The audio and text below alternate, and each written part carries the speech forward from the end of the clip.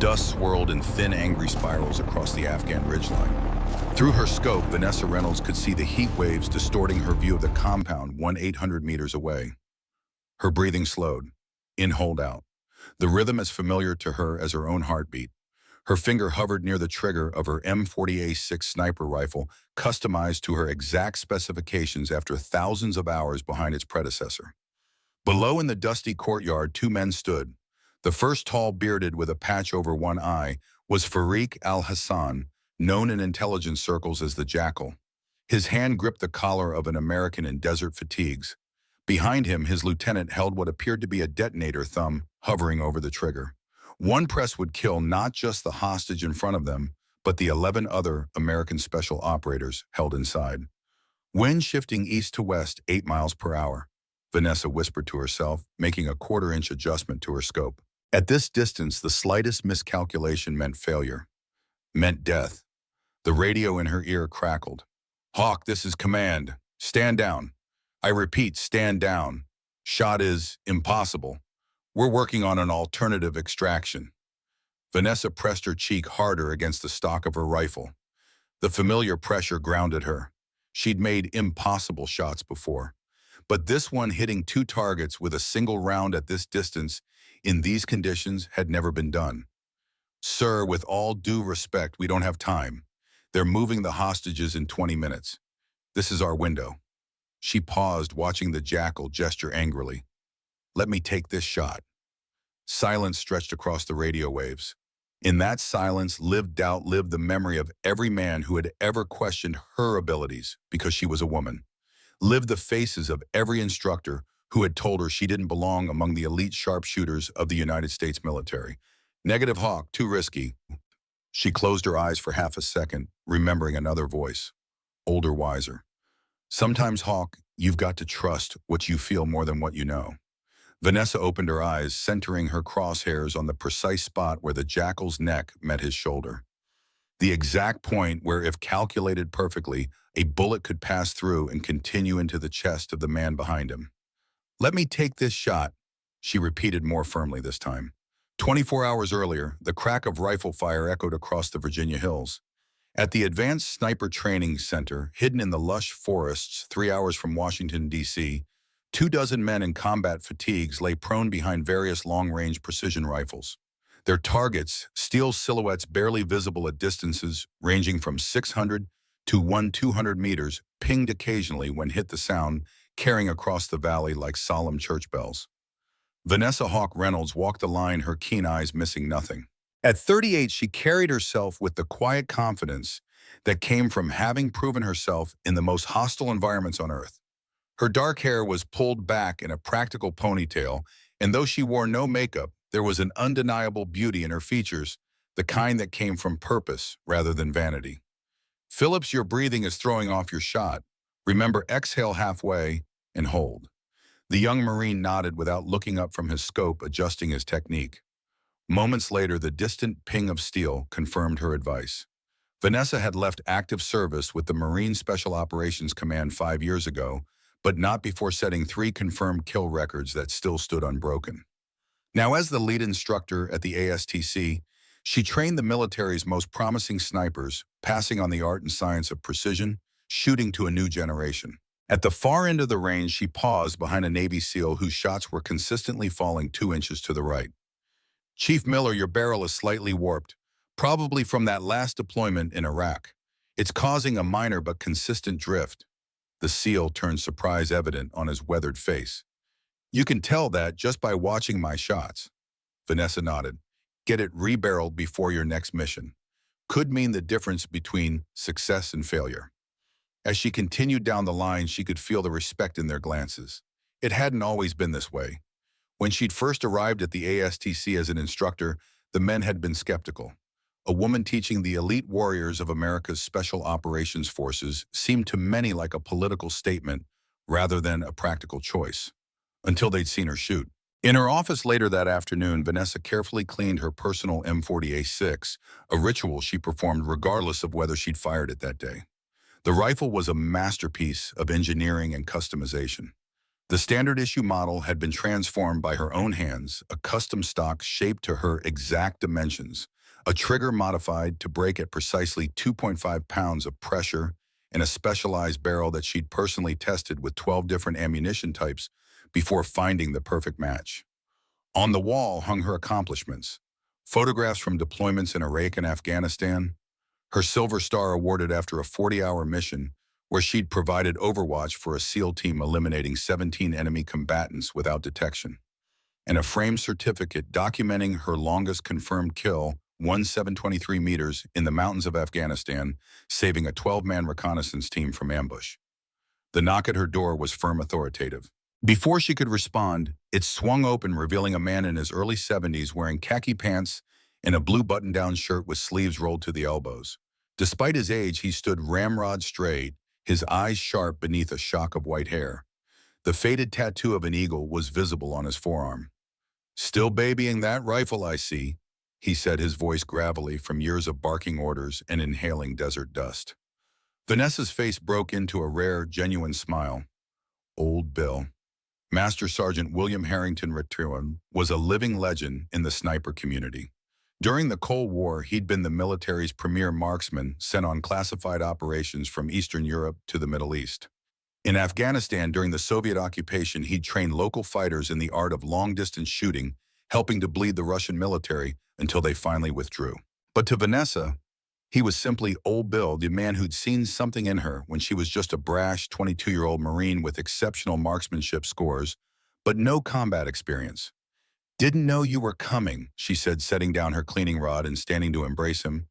Though not typically demonstrative with Bill, she made an exception. "Got the call yesterday," he replied, settling into the chair across from her desk. "They said they needed my expertise for a new generation of optics they're developing." Vanessa narrowed her eyes. "That's not why you're here." Bill's weathered face creased in a smile. "Smart as ever, Hawk." He reached into his bag and pulled out a battered leather notebook, its pages yellowed with age. "Brought you something." She took it reverently, recognizing it immediately. Bill's infamous notebook, decades of sniper wisdom recorded in his neat, precise handwriting. Techniques not found in any manual. Observations about how terrain affects bullet drop. Wind calculation shortcuts. It was the distilled knowledge of America's most accomplished marksman. "I can't accept this," she said quietly. "You're the only one I trust with it," he replied, his tone leaving no room for argument. "Besides, I ain't dead yet. Consider it a loan." Before she could respond, the door opened again. Captain James Richards, the facility's commanding officer, stood there with an expression Vanessa recognized all too well, the look of a man about to deliver complicated news. "Reynolds, glad you're here. Master Sergeant Harrington, sir, didn't realize you'd arrived." He nodded respectfully to the older man before continuing. "We've got visitors, SEAL Team 8. They're preparing for a deployment and need advanced sniper training. Accelerated course." Vanessa raised an eyebrow. "Accelerated usually means corners cut. How long?" 3 days instead of the standard 2 weeks. She sighed. "That's barely enough time to cover the basics." "Which is why I'm assigning you personally," Richards replied. "Their commander specifically requested our best." Bill chuckled. "He's going to love finding out your best is a woman." Richards had the grace to look uncomfortable. "About that, Commander Mason has a reputation for being traditional." Vanessa stood tucking Bill's notebook into her desk drawer. "Traditional, you mean sexist?" Richards didn't deny it. "Just tread carefully. This operation is high priority, straight from the top." After he left, Bill fixed her with a knowing look. "Jack Mason. Worked with him once about 10 years back. Good tactical mind, but stubborn as a mule with outdated ideas." "Great," Vanessa muttered, returning to her rifle assembly. "Just what I need." Bill watched her hands move with practiced efficiency. "You gonna let that bother you, Hawk?" She glanced up, a half smile playing at her lips. "Have I ever? That's my girl." An hour later, Vanessa stood on the main firing range as a dozen Navy SEALs filed in, their confident swagger unmistakable. Each man moved with the assured grace of a predator, the result of years of the most grueling training the U.S. military could devise. At their head walked Commander Jack Mason, 45 years old, with close-cropped salt and pepper hair and the physique of a man half his age. His face was all hard angles as if carved from granite by an artist with no interest in softness. Captain Reynolds, he said, extending a hand. His grip was firm, but not aggressive, the handshake of a man secure enough in his masculinity that he didn't need to prove it. Heard good things about this facility. Glad to have you, Commander, Vanessa replied evenly. I understand you're on an accelerated timeline. Mason nodded his eyes, taking in the range. 3 days to get my team up to speed on advanced techniques for our AO, area of operation. He couldn't tell her where they were headed, but she'd been in the game long enough to read between the lines. The gear they carried, their desert-ready appearance, the urgency of their training, Afghanistan or Pakistan, almost certainly. We'll start with a skills assessment, she said, gesturing to the firing line. I need to know where each man stands before we begin. Mason's eyebrow ticked up slightly at her authoritative tone, but he nodded. Johnson Peters, Ramirez Taylor. You're up first. 4 SEALs stepped forward, each carrying a different precision rifle. Vanessa noted their equipment, a mixture of SR-25s and M110s, with one man carrying a .300 Winchester Magnum for extreme long-range work. Standard qualification course, she instructed. 5 shots and at 600 times 800 in 1,000 meters. I'll observe and record. As the men took their positions, Vanessa felt Mason's eyes on her. She'd grown accustomed to the scrutiny, the silent questioning of her credentials that came with being a woman in this male-dominated world. Something on your mind, Commander? She asked without looking at him. Mason cleared his throat. Heard you hold the record for longest confirmed kill by a female sniper. The qualifier didn't escape her notice. Just the record for Marine Corps snipers, period. 1723 meters. Afghanistan 2013. His expression remained neutral, but she caught the flicker of reassessment in his eyes. Impressive. The shooters completed their first round, their results displaying on the electronic scoreboard. All 4 men had scored in the expert range, with Johnson showing exceptional accuracy at the longest distance. Your men are well trained, Vanessa acknowledged, but we can make them better. Mason folded his arms. With all due respect, Captain, my men are the best in the business. They don't need fundamental instruction. From behind them came a gravelly chuckle. Old Bill approached his gait unhurried but purposeful. Same old Jack Mason, he said, extending a hand. Still think you know everything? Mason's face transformed, breaking into a genuine smile for the first time. Master Sergeant Harrington didn't know you were still kicking around. Thought they'd have put you out to pasture by now. The 2 men clasped hands warmly, the kind of greeting reserved for those who had faced death together. What brings you to our humble training center? Mason asked. Bill's eyes twinkled. Came to see my finest student. He nodded toward Vanessa. Mason looked between them, clearly reassessing the situation. You trained Captain Reynolds, found her, trained her, and watched her surpass every expectation, Bill confirmed. And if you've got any sense, Jack, you'll listen to what she has to teach your boys. The subtle shift in Mason's demeanor was exactly what Vanessa had come to expect. Respect transferred through the endorsement of a man he already respected. She'd seen it countless times before, but coming from Bill, she didn't mind. He'd earned the right. In that case, Mason said, turning to her with newfound consideration, we're eager to learn, Captain. For the next 3 hours, Vanessa put the SEALs through their paces, evaluating their skills with a critical eye honed by years of combat experience. They were good, exceptionally good by normal standards, but she could make them better. Your trigger discipline is excellent, she told them as they gathered for a debrief, but I'm seeing inconsistencies in your win calls. At extreme distances, that's what separates a hit from a miss. She pulled up a digital whiteboard displaying the results of their qualification shoots. Notice how your groups spread horizontally at 1,000 meters. That's wind reading. We'll focus on advanced wind calculation techniques tomorrow. The men nodded, most of them showing genuine interest. A few, she noticed, still harbored skepticism behind their professional demeanor. For homework, she continued, I want each of you to read the atmospheric conditions chapter in your manuals and come prepared with questions. As the SEALs filed out toward their temporary barracks, Mason lingered behind. My men respect results, Captain Reynolds, he said, not credentials. Vanessa met his gaze evenly. Then I suggest you join us on the range tomorrow morning at 0600. I think you'll find my results speak for themselves. Bill, who had been observing quietly from the side, stepped forward. Why wait? Weather conditions are perfect right now for a little demonstration. Mason looked between them. What kind of demonstration? Vanessa suppressed a smile, knowing exactly what Bill had in mind. The kind that eliminates doubt, Commander. 20 minutes later, they stood at the far end of the advanced range, where steel targets were placed at distances from 1,000 to 1,500 meters. Several of Mason's men had chosen to stay curiosity, overcoming their fatigue. Vanessa had retrieved her personal M40A6 from the armory, the rifle an extension of her body after years of use. Bill stood nearby, a rangefinder in his hands and a knowing smile on his face. Standard qualification is impressive, Bill said conversationally to Mason, but it doesn't showcase the art of sniping. The true test is adapting to changing conditions in real time. He pointed to a series of wind flags placed at various distances downrange, their fabric rippling in the complex Virginia Valley winds. Those flags show 5 different wind directions and speeds between here and the target. Most shooters would calculate an average and hope for the best.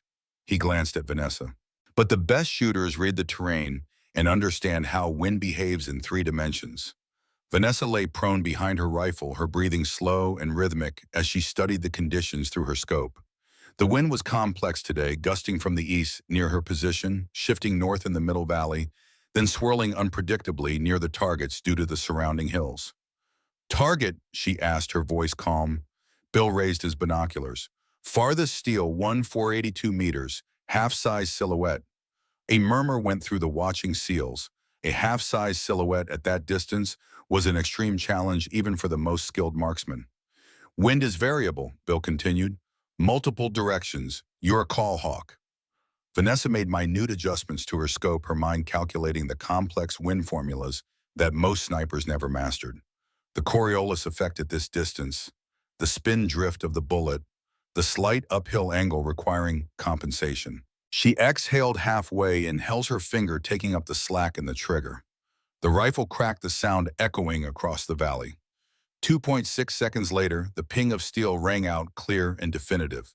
Hit, Bill announced, a note of pride in his voice. Without waiting for commentary, Vanessa chambered another round. Moving target, she requested. Bill pressed a button on a remote control, and a motorized target began traversing horizontally at the same extreme distance. Vanessa tracked it through her scope, calculating the lead necessary for a target moving perpendicular to her position. Another shot rang out. Another ping followed. Hit, Bill confirmed. Center mass. She fired 3 more times in rapid succession, each shot finding its mark despite the changing wind and moving target. With the final round expended, Vanessa sat up, her face betraying no emotion despite the extraordinary display of marksmanship. The SEALs were silent, their previous skepticism replaced with undisguised respect. Mason studied her with new eyes, reassessing everything he'd assumed. That, Bill said into the silence, is why she's the instructor and you're the students. Mason nodded, acknowledging the point without words. He extended his hand to Vanessa once more, but this time the gesture carried genuine respect. Looking forward to learning from you, Captain. As the group made their way back to the main facility, Mason fell into step beside Bill, their conversation just within Vanessa's earshot. She's remarkable, Mason admitted quietly, but my mission, it's high risk. We're going into territory where mistakes mean dead operators. Bill's response was firm. In all my years, I've never met anyone I'd rather have watching my back through a scope, man or woman. The next morning dawned clear and cool, perfect conditions for the intensive training ahead. Vanessa arrived at the range at 5:45, 15 minutes before the scheduled start, to find the entire SEAL team already present and preparing their equipment. Morning, Captain. Mason greeted her, looking fresh despite the early hour. My men are eager to begin. Vanessa nodded approvingly. Punctuality was the mark of professionals. We'll start with advanced wind reading techniques, then move to environmental factors that affect extreme distance shots. For the next 4 hours, she worked with the SEALs on the subtle art of reading wind across valleys, around obstacles, and through different temperature gradients. She taught them Bill's method of wind mapping, visualizing the invisible air currents by observing how they interacted with the terrain. Wind behaves like water, she explained, drawing diagrams in the dirt. It flows around obstacles, compresses through narrow passes, and creates eddies and swirls in predictable patterns. The men absorbed the information with the intensity of elite operators who understood that such knowledge could mean the difference between life and death in the field. After a short break, they moved on to practical exercises. Vanessa had set up a challenging course that required shooters to read complex wind conditions and make rapid calculations before taking their shots. In combat, you rarely have time for lengthy calculations, she told them. You need to develop an intuitive understanding of how your bullet will behave. By midday, even the most skeptical SEALs were showing marked improvement, their shots consistently finding targets despite the challenging conditions. Mason observed quietly, occasionally adding insights from his own field experience that complemented Vanessa's instruction. During the lunch break, Vanessa was reviewing her notes for the afternoon session when her satellite phone buzzed the secure line used only for priority communications. The caller ID showed MARSOC headquarters. Reynolds, she answered, stepping away from the group. Captain, it's Colonel Westfield. The voice of her former commanding officer was tense. We have a situation developing that requires your expertise. Vanessa frowned. Sir, I'm in the middle of training a SEAL team for deployment. I'm aware. This concerns them as well. He paused. A Marine Force recon team has been compromised in northern Afghanistan near the Pakistani border. Intelligence suggests they're being held in a Taliban-controlled compound. Her grip tightened on the phone. Casualties. 2 confirmed, 8 survivors being held. They were gathering intelligence on Taliban movements when their position was compromised. Vanessa's mind raced through the implications. A rescue operation would be extraordinarily difficult in that region, mountainous terrain, hostile population, limited air support options. What's my role in this, sir? Advisory, potentially operational. The Pentagon is assembling a rescue task force. Commander Mason's team is being redirected to this mission. Given your experience in the region and your specific skill set, they want you to provide support. She glanced toward the SEALs who were watching her with interest, sensing something had changed. There's something else you should know, Westfield added, his voice dropping. Your brother's team was providing communications support for the recon unit. He's among those being held. The world seemed to stop for a moment as the information registered. Michael, her younger brother, who had followed her into the Marines against her advice, determined to serve his country just as she had, now a prisoner in one of the most hostile regions on Earth. I understand, sir. She managed, her voice steady despite the turmoil inside. When do we deploy? Transport is already being arranged. You'll brief with the task force commander at 1400. Bring Sergeant Major Harrington. His experience in the region could be valuable. The line went dead, leaving Vanessa staring at the distant mountains, their peaceful Virginia silhouettes a stark contrast to the jagged, unforgiving peaks of Afghanistan, where her brother was now held captive. She turned to find Mason standing behind her, his expression making it clear he'd received similar orders. Your team's being redirected, she said, confirming what he already knew. He nodded grimly. Rescue operation. High-value targets. My brother is one of the hostages. She said, the words feeling strange on her tongue. Professional detachment warred with the primal instinct to protect family. Mason's expression softened slightly. I'm sorry to hear that, Captain. He hesitated. But you understand, this doesn't change the parameters of our mission. We'll do everything possible to extract all hostages, but the mission comes first, she finished for him. I've been in this game a long time, Commander. I know the score. He studied her for a moment, then nodded, seemingly satisfied with what he saw in her eyes. We brief at 1400. I assume you'll be there? Count on it. As Mason walked away to inform his team, Vanessa sought out Bill, finding him at the far end of the range, conversing with one of the younger SEALs about bullet ballistics. We need to talk, she said, interrupting their discussion with an apologetic nod to the SEAL. Bill read her expression immediately. What's happened? She led him away from the others, keeping her voice low. Force recon team captured in Afghanistan. Michael's with them. Bill's weathered face showed no surprise, only grim understanding. Having spent decades in special operations, he knew better than most how quickly situations could deteriorate in that unforgiving landscape. Mason's team is being redirected for extraction, she continued. We're being asked to provide support. Advisory role potentially operational. You mean they want your eyes on a scope, Bill translated. Vanessa nodded. They specifically requested you as well. Your experience in the region. A humorless smile crossed Bill's face. Been a few years since I roamed those hills, back when we were arming the locals against the Russians. He shook his head. Different enemy, same mountains. Brief at 1400, transport after. Bill squared his shoulders, the retired master sergeant instantly replaced by the warrior he would always be at his core. I'll be ready. 2 hours later, they gathered in the secure briefing room beneath the training facility. Mason and his 12-man SEAL team sat in grim silence as satellite imagery displayed on the large screen at the front of the room. Vanessa and Bill occupied chairs near the back, their status as support personnel clearly delineated. Colonel Frank Westfield, a barrel-chested Marine with 30 years of service etched into his face, stood at the podium. At 0230 local time, a Marine Force recon team operating near the Afghanistan-Pakistan border was compromised and captured by Taliban forces. He began without preamble. 2 Marines were killed in the initial contact. 8 survivors, including their supporting communications team, were taken to a compound in the Korangal Valley. He clicked a remote, and the satellite image zoomed in on a cluster of stone buildings nestled in a steep mountain valley. Intelligence indicates they're being held here approximately 30 kilometers from the Pakistani border. The area is heavily controlled by Taliban forces loyal to this man.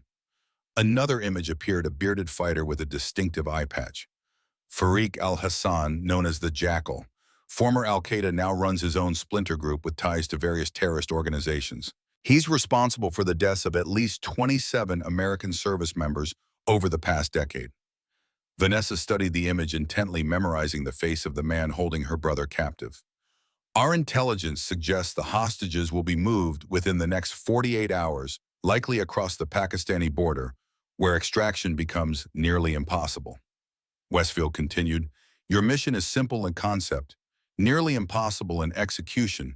Infiltrate the valley, locate and extract the hostages, neutralize hostile forces as necessary. Mason raised a hand. Air support. Limited. The political situation restricts our options. You'll have 1 AC-130 on standby, but given the proximity to the Pakistani border, authorization for fire missions will be complicated. Primary extraction will be via 2 Blackhawks, but they can't enter the valley until the LZ is secured. You'll be largely on your own. The gravity of the mission settled over the room. A small team, minimal support, hostile territory, and a narrow time window. The definition of a high-risk operation. Commander Mason will lead the ground element, Westfield continued. Captain Reynolds will provide overwatch and sniper support from designated positions.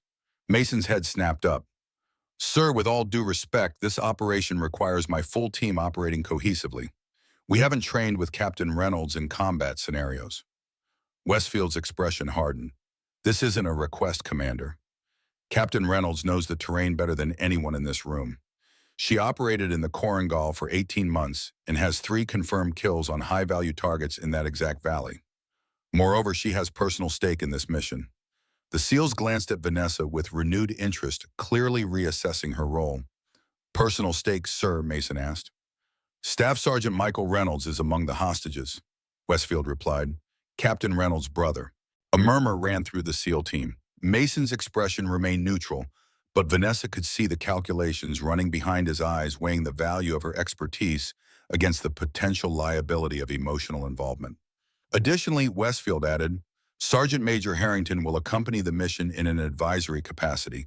His experience with the local terrain and tribal dynamics dates back to the Soviet occupation.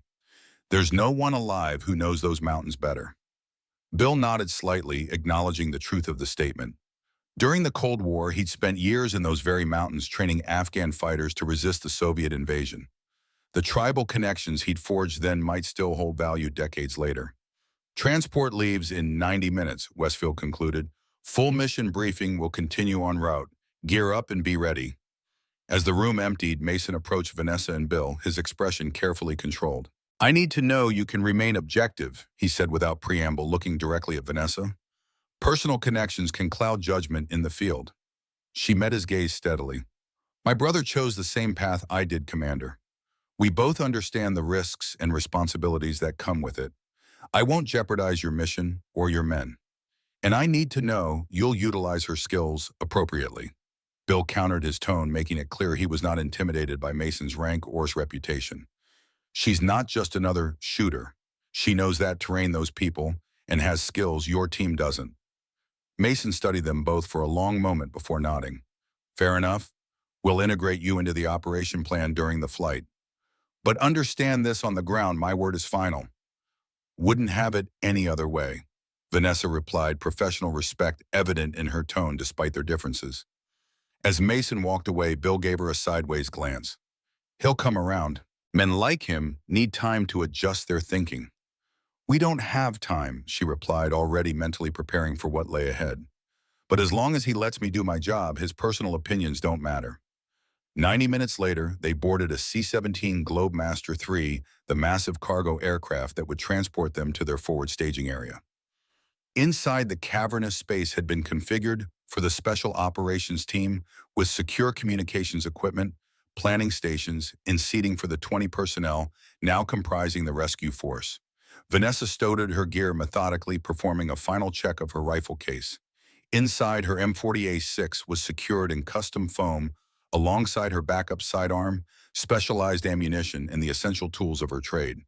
Unlike the SEALs, who carried multiple weapons for various combat scenarios, her role was singular and focused, providing precision fire from distance. Beside her, Bill placed his own small bag containing little more than a change of clothes and his battered notebook. At 72, he wasn't officially combat cleared, but no one questioned his presence. Men like William Harrington existed outside normal military protocols, their value transcending regulations. As the aircraft rumbled down the runway, Vanessa felt the familiar surge of adrenaline that preceded every mission. But this time something else accompanied it, a cold knot of fear that she hadn't experienced since her earliest deployments. Not fear for herself, but for Michael. Her kid brother, who'd always looked at her with hero worship in his eyes, now counting on her in the most literal sense. The flight would take 14 hours, including a refueling stop. Time enough to plan, to prepare, and to pray that they wouldn't be too late. 6 hours into the flight, the mission planning was well underway. The main cabin had been transformed into an operations center, with satellite imagery and topographical maps spread across portable tables. Mason's SEALs worked in small groups, each focusing on specific aspects of the infiltration plan. Vanessa sat slightly apart, studying high-resolution images of the compound and surrounding terrain, identifying potential overwatch positions that would give her clear lines of fire while remaining concealed from enemy observation. Bill settled into the seat beside her, his experienced eyes scanning the same images. Terrain's changed since my day, but the fundamentals haven't. Those ridgelines still offer the best vantage points. He pointed to a rocky outcropping approximately 1,600 meters from the main compound.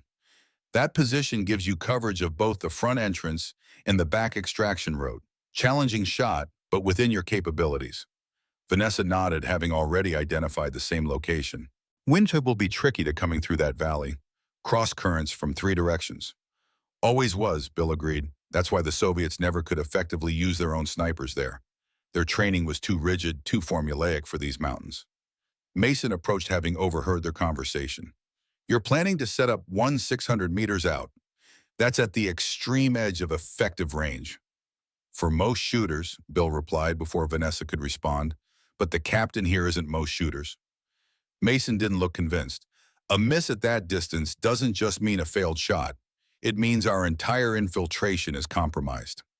I don't miss, Commander, Vanessa said simply, without arrogance. It wasn't bravado, but a statement of professional capability. Mason studied her for a moment, then turned his attention to the maps. The latest intelligence suggests they're keeping the hostages here in the central building. He indicated a stone structure in the middle of the compound. Guards are positioned at these points with roving patrols along the perimeter. How many hostiles are we looking at? Vanessa asked. Estimated 30 to 40 fighters, with the Jackal himself likely on site. Mason traced a finger along the narrow mountain road leading to the compound. Our primary concern is their rapid reinforcement capability. There are 3 additional Taliban outposts within 10 kilometers. If they're alerted, we could face up to 100 enemy fighters within 30 minutes. Bill nodded grimly. Classic insurgent tactic in these valleys. They've been using the same playbook since they fought Alexander the Great. Which means stealth is our only real advantage, Mason concluded. We need to be in and out before they know what's happening.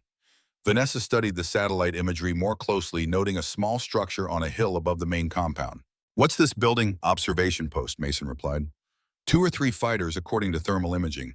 They'll need to be neutralized silently during our approach.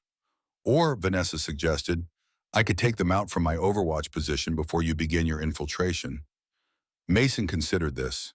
At that distance, in low light, I've made more difficult shots, she replied, and it would allow your team to approach from the east rather than having to circle around to avoid their line of sight. Saves you 20 minutes of movement through hostile territory. The logic was sound and Mason nodded slowly. We'll incorporate it into the plan, but I need absolute certainty on those shots. You'll have it.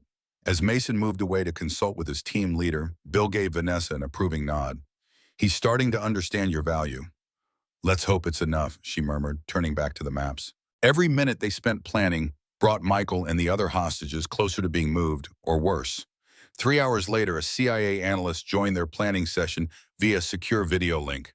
Sarah Blackwood was mid-40s with intelligent eyes and the crisp demeanor of someone who'd spent her career evaluating life or death information. We have new intelligence on the compound, she began without preamble. Thermal imaging from a Predator drone confirms 12 American hostages are still on site being held in the central building as you suspected. However, we've also identified what appears to be a separate holding area where one hostage is being kept in isolation. She manipulated the image, highlighting a small structure at the rear of the compound. This building here. Thermal shows one American-sized heat signature and 2 guards. Vanessa felt her throat tighten. Do we know which hostage? Blackwood hesitated. Based on signals intelligence and source reporting, we believe it's Staff Sergeant Reynolds. He's being held separately because they've identified him as the communications specialist and want him for technical intelligence. The implication hung unspoken in the air. Communications specialists knew codes, frequencies, and protocols that would be valuable to enemy forces. The isolation suggested interrogation, possibly torture. There's something else, Blackwood continued, her expression grave. We've intercepted communications suggesting they plan to film an execution tomorrow at dawn. The Jackal has a history of recording such acts for propaganda purposes. The temperature in the aircraft seemed to drop several degrees. That accelerates our timeline, Mason said, his tactical mind immediately adjusting to the new information. We'll need to hit them tonight as soon as we're in position. Blackwood nodded. There's one more complication. We've identified several new heat signatures in the compound that match the profile of suicide vests. They appear to be preparing for the possibility of a rescue attempt. Typical, Bill muttered. They know they can't win a direct engagement, so they're preparing to take the hostages with them. This changes our approach, Mason said, gathering his team leaders. We can't risk a frontal assault if they're wired to detonate. We need a simultaneous takedown of all guards with access to the hostages. Vanessa studied the thermal imagery, her mind racing through the implications. I can establish overwatch here, she indicated the ridge Bill had identified earlier. From that position, I can neutralize the observation post and cover the main courtyard. That should allow your team to approach from the east and breach simultaneously from multiple points. The problem is timing, Mason replied. Even with perfect coordination, there's a window where they could trigger the vest before we secure all hostages. A contemplative silence fell over the group as they grappled with the near-impossible challenge before them. Precision was essential, but even the most elite operators couldn't guarantee split-second perfection across multiple breach points. What about their command structure? Bill asked suddenly. The Jackal runs a tight operation. His men won't act without direct orders. Blackwood nodded. That aligns with our psychological assessment. He maintains strict control over his fighters, particularly for high-value operations like this. So we take him out first, Bill continued. Cut off the head, and there's a moment of confusion before anyone else takes initiative. Mason looked skeptical. Even if we could identify him positively among the other fighters reaching him before he can give the order to execute hostages would be nearly impossible. Not for a shooter at a distance, Bill said, looking meaningfully at Vanessa. Not if she has a clear shot before your team breaches. All eyes turned to Vanessa, who was already studying the thermal images with renewed focus. Based on previous patterns, Blackwood said, the Jackal typically positions himself here in the main courtyard when preparing for filmed executions. He's theatrical, likes to make an entrance. That's a 1/800-meter shot, Mason noted. With multiple environmental factors to account for, Even for Captain Reynolds, that's at the outer edge of possibility. I can make it, Vanessa said quietly, her eyes never leaving the imagery. If the conditions are workable, I can make that shot. Mason studied her for a long moment, weighing the confidence in her assertion against the astronomical difficulty of such a shot. And if you miss, I won't. Her voice held the absolute certainty that came from knowing her own capabilities down to the millimeter. Bill smiled faintly. I've seen her make harder shots, Jack. If anyone on this planet can do it, it's Hawk. After another moment of consideration, Mason nodded. We'll build it into the plan. You eliminate the Jackal from your overwatch position, creating a moment of confusion. My team breaches from all entry points, simultaneously securing the hostages before anyone can react. Perfect execution or catastrophic failure, one of the SEAL team leaders murmured. No middle ground. Welcome to Special Operations, Bill replied dryly. Been that way since they invented the concept. As the planning continued in exhaustive detail, Vanessa found herself mentally preparing for what would likely be the most consequential shot of her career. Not just professionally, but personally. Michael's life, along with 11 other Americans, would hang in the balance of her steady hand and precise calculations. The aircraft began its descent toward their forward operating base, a small classified airfield in a neighboring country that would serve as their final staging area before infiltrating Afghanistan. As the wheels touched down, Vanessa felt the familiar shift in her mindset, the transition from planning to execution, from theoretical to actual. Whatever doubts or fears she harbored about her brother's situation, she carefully locked away in a compartment of her mind. From this point forward, she was not Michael's sister, but a precision instrument with a specific role in a complex operation. The rescue mission had begun.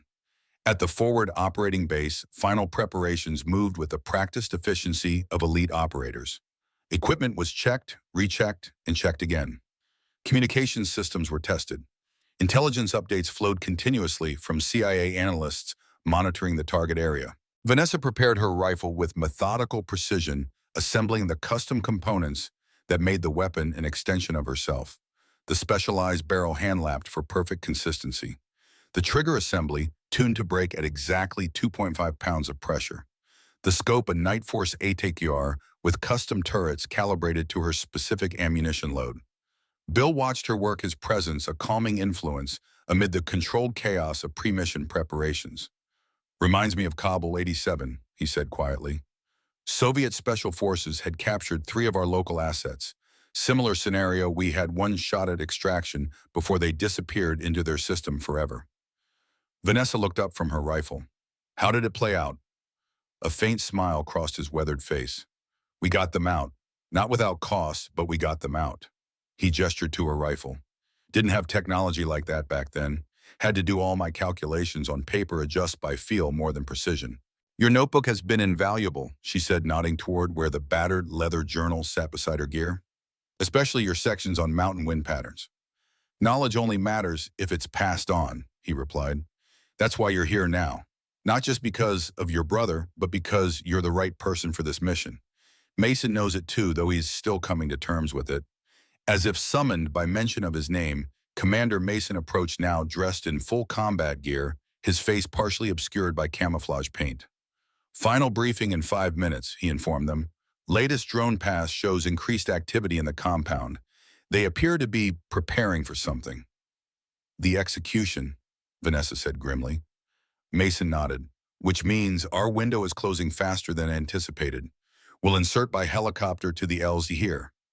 He indicated a point on the map spread before them, then proceed on foot to our positions. Captain, you and Sergeant Major Harrington will move to your overwatch position while my team establishes our breach points. Estimated time to execution? Bill asked. Intelligence suggests dawn approximately 5 hours from our insertion. Mason's eyes met Vanessa's. That gives us a narrow margin for movement and positioning. She nodded, understanding the implication. Every minute would count. One more thing, Mason added, his voice dropping slightly. I've been authorized to share that we have a CIA asset inside the compound. Codename Avalanche. They've been providing the intelligence on hostage locations and enemy movements. Bill's eyebrows rose. That's unusually high-level information to share with an operational team. Circumstances are unusual, Mason replied. The asset has indicated they'll attempt to delay any execution if our timeline slips. They've also promised to mark the Jackal with a laser designator visible through your thermal scope, Captain. Should make target identification definitive, even at your extreme range. Vanessa absorbed this information with mixed feelings. Internal assets were notoriously unreliable, not through any fault of their own, but because their position was inherently precarious. Depending on such assistance was risky at best. Understood, she said simply, but I'll prepare as if no such assistance will be available. Mason nodded, approving of her caution. Smart. Final briefing in 5. He turned and walked away, rejoining his team. CIA asset, Bill mused once Mason was out of earshot. That's not in the standard playbook. Nothing about this operation is standard, Vanessa replied, returning to her equipment preparations. The final briefing was conducted in a secure tent with the full rescue team gathered around a detailed terrain model of the target compound. Mason led the briefing with the crisp efficiency of a man who had conducted dozens of such operations. Infiltration by 2 Blackhawks, call signs Hammer 1 and 2. Noise discipline is essential. We'll insert here 5 kilometers from the target and proceed on foot to minimize acoustic signature. He indicated the planned route winding through the mountainous terrain to approach the compound from multiple directions. Alpha team will establish position here covering the main entrance. Bravo team will circle to the rear of the compound to secure the secondary holding area where Staff Sergeant Reynolds is believed to be kept. Charlie team will provide security against reinforcements from these approach routes. He turned to Vanessa. Captain Reynolds will establish overwatch at this ridgeline with clear lines of fire to both the main courtyard and the observation post. On her signal confirmation of target identification and elimination of the Jackal, all teams will execute simultaneous breach. The SEAL team leaders nodded, their faces showing the intense focus that preceded high-risk operations. Questions, Mason asked. One of the team leaders spoke up. Contingency if the hostages have been moved. CIA assets will confirm hostage presence before we commit to breach, Mason replied. If they've been moved, we abort and reassess, but all intelligence indicates they're planning for the dawn execution, which means hostages remain on site. Weather conditions for the shot, another SEAL asked, looking at Vanessa. Current forecast shows light winds 5 to 8 knots from the northwest, she replied. Favorable conditions, though mountain terrain always creates unpredictable microclimates. I'll make final adjustments on site. Timeline? A third operator questioned. Mason checked his watch. Wheels up in 20 minutes.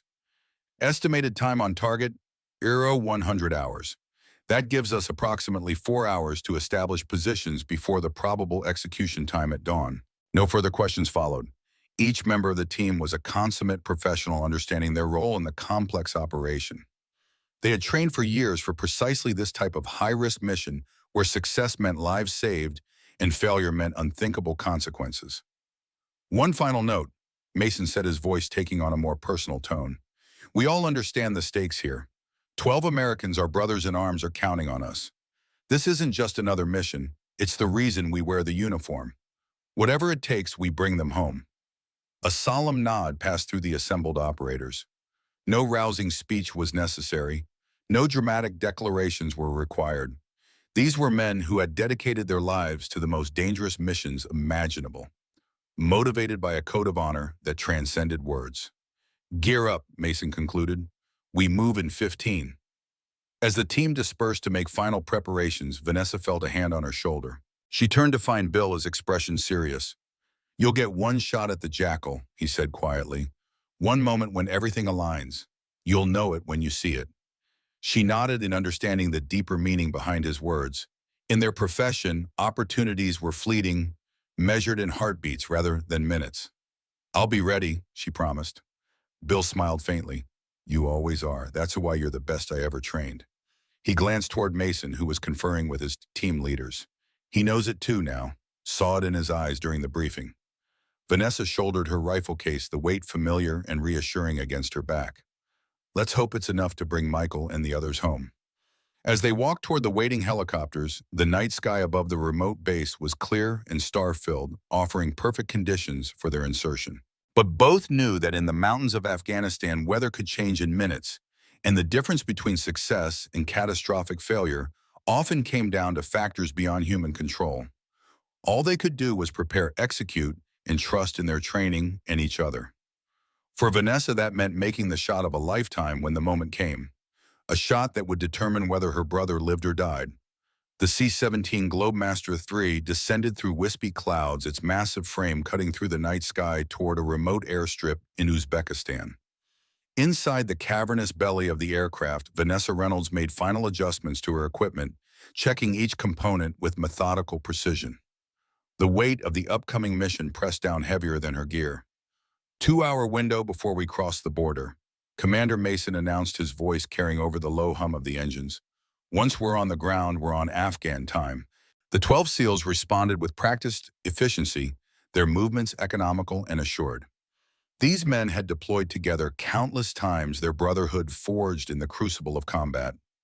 Vanessa was the outsider, respected for her skills, but not yet part of their tribal cohesion. Old Bill settled beside her, his weathered hands cradling a steaming cup of coffee. Despite the late hour, his eyes were alert, taking in every detail of the SEAL team's preparations. "You remember what I taught you about mountain winds?" he asked, his voice pitched low enough that only she could hear. Vanessa nodded. "They flow like water, follow the terrain, speed it up in narrow passes, swirl in valleys. And in the Hindu Kush specifically." She closed her eyes briefly, recalling the diagrams in his notebook. Northern slopes catch the prevailing winds from the steppes, creates updrafts before dawn, downdrafts after sunset. Adjustment of approximately 1.5 minutes of angle for every 1,000 meters when shooting east to west. Bill smiled, the corners of his eyes crinkling. "Good girl. Those mountains haven't changed since Alexander the Great marched through them. The wind patterns are as constant as the stars." The aircraft touched down with a gentle bump, engines reversing thrust as it decelerated along the darkened runway. Only essential lighting marked the path. This wasn't a standard military base, but a classified staging area used for operations that officially didn't exist. As the rear ramp lowered, the smell of dust and diesel fuel wafted in, carrying with it the unmistakable sensory signature of Central Asia. For Vanessa, it triggered a cascade of memories, not all of them pleasant. She had spent 18 months in these mountains, watching through her scope as life and death dramas played out in remote villages and hidden compounds. 2 Black Hawk helicopters waited on the tarmac, their rotors already spinning in preparation for immediate departure. The pilots, wearing night vision goggles, gave terse nods as Mason approached for a final briefing. "Weather report," Mason asked the lead pilot. "Clear skies all the way to the LZ. Light winds 3 to 5 knots from the northwest. Perfect insertion conditions." The pilot glanced at his watch. "We're cleared for departure as soon as your team is loaded. Estimated flight time to drop point is 78 minutes. Mason turned to his assembled team. "Final checks, comms, weapons, night vision. Once we cross that border, we're on our own." The SEALs moved with quiet efficiency, double-checking each other's equipment in practiced buddy system routines. Vanessa performed her own final inspection, paying particular attention to her rifle case. Inside, nestled in custom-cut foam, lay the disassembled M40A6, the finest precision instrument she had ever owned, capable of sub-MOA accuracy at distances most shooters considered impossible. Bill watched her preparations with approving eyes. "You've got good hands, steady, like a surgeon." "Learn from the best," she replied, securing the case. "Though I doubt most surgeons have a kill count." "Different kind of life-saving?" Bill said with a wry smile. "Sometimes the best medicine is a well-placed round." Mason approached them, his expression all business. "Captain Reynolds, Sergeant Major Harrington, our latest intel update." He extended a tablet displaying thermal imagery of the target compound. "Drone pass completed 20 minutes ago. 12 heat signatures in the main building consistent with our hostages. One isolated signature here." He pointed to a smaller structure at the compound's perimeter, "Believed to be your brother." Vanessa studied the image, her professional demeanor masking the turmoil beneath. "Guard positions. Perimeter is heavily monitored. 2-man teams at each corner, roving patrols every 15 minutes. Observation post here." He indicated a small structure on a hillside above the main compound, with clear lines of sight to all approach vectors. "That'll be my first target," Vanessa noted. "Take out the observation post before your team begins movement." Mason nodded. Once we're on the ground, we'll establish a forward hiding position approximately 2 kilometers from the compound. You'll move to your overwatch position here. He indicated a rocky ridgeline with commanding views of the valley, while my team circles to our entry points.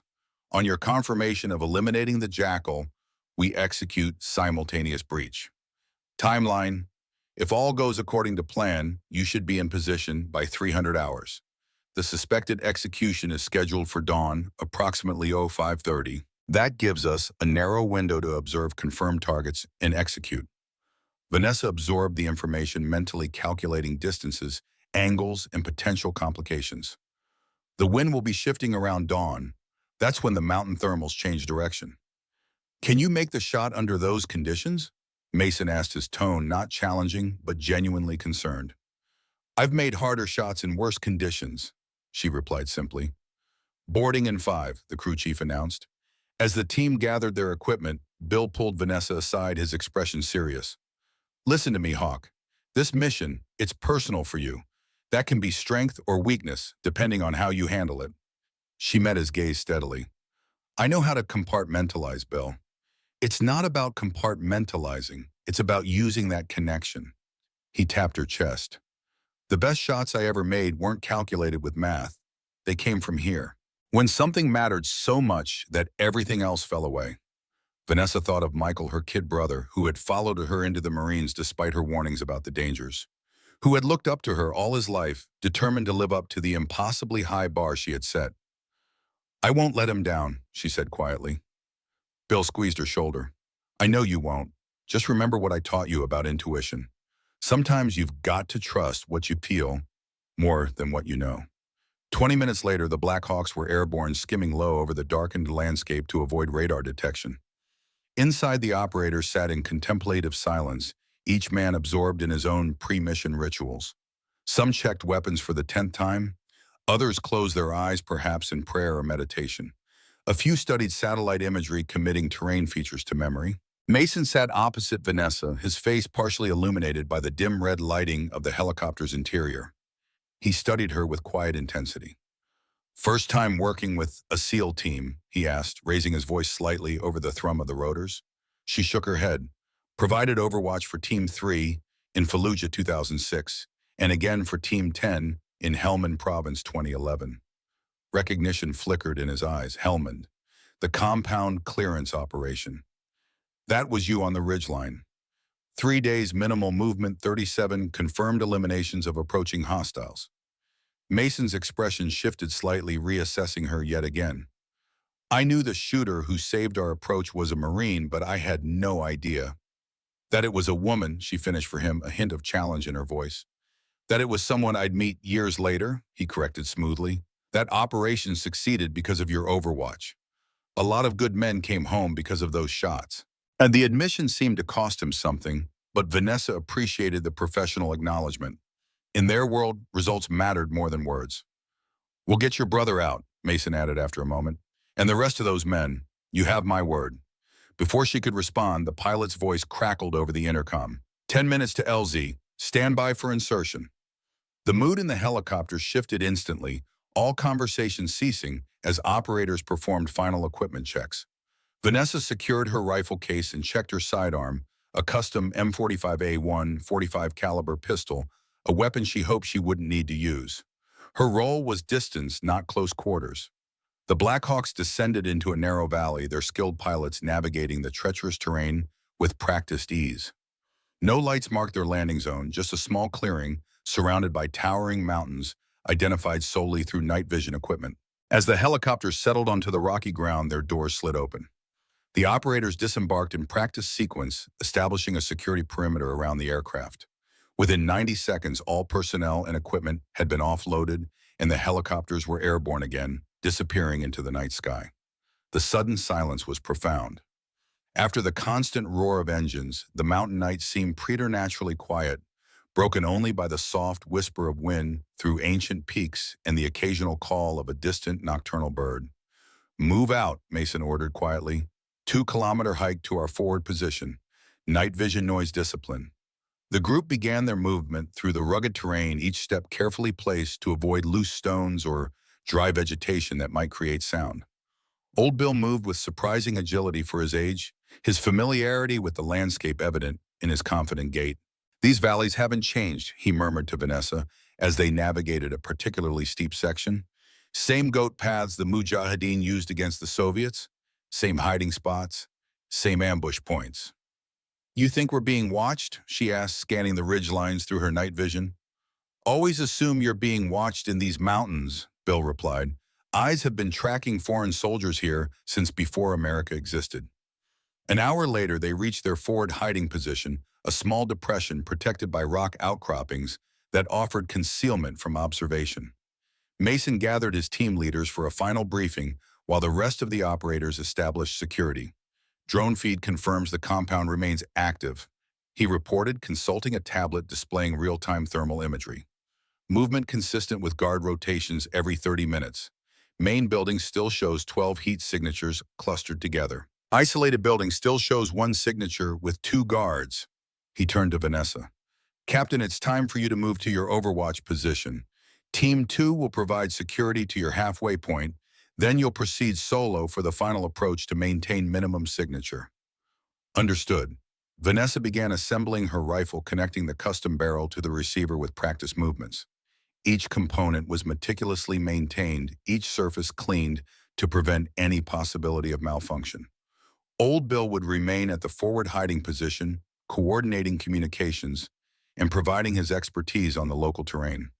Though officially in an advisory role, his presence provided a reassuring connection to successful operations of the past. Remember, we'll breach on your confirmation of eliminating the jackal, Mason reminded her. The moment he goes down, we move. Split-second timing is essential. Vanessa nodded, slinging her assembled rifle across her back. I'll be in position within 40 minutes. We'll confirm when ready. Mason extended his hand. Good hunting, Captain. The gesture, simple yet meaningful, acknowledged her as an equal in this most dangerous of games. She shook his hand firmly, a wordless promise passing between them. Moving through the Afghan mountains at night required a specialized skill set that few operators mastered. Vanessa advanced with deliberate care, her movements fluid yet cautious. The weight of her rifle was familiar against her back, its pressure a constant reminder of her purpose. The landscape was a study in contrasts, jagged rocks and gentle slopes, narrow defiles and unexpected clearings. Through her night vision goggles, the world appeared in eerie green monochrome, the terrain simultaneously alien and intimately familiar from her previous deployments. At the halfway point, the 2 SEALs who had accompanied her halted. The team leader, a chief petty officer named Ramirez, gave her a respectful nod. This is where we split off, Captain. Your overwatch position is approximately 800 meters further along that ridgeline.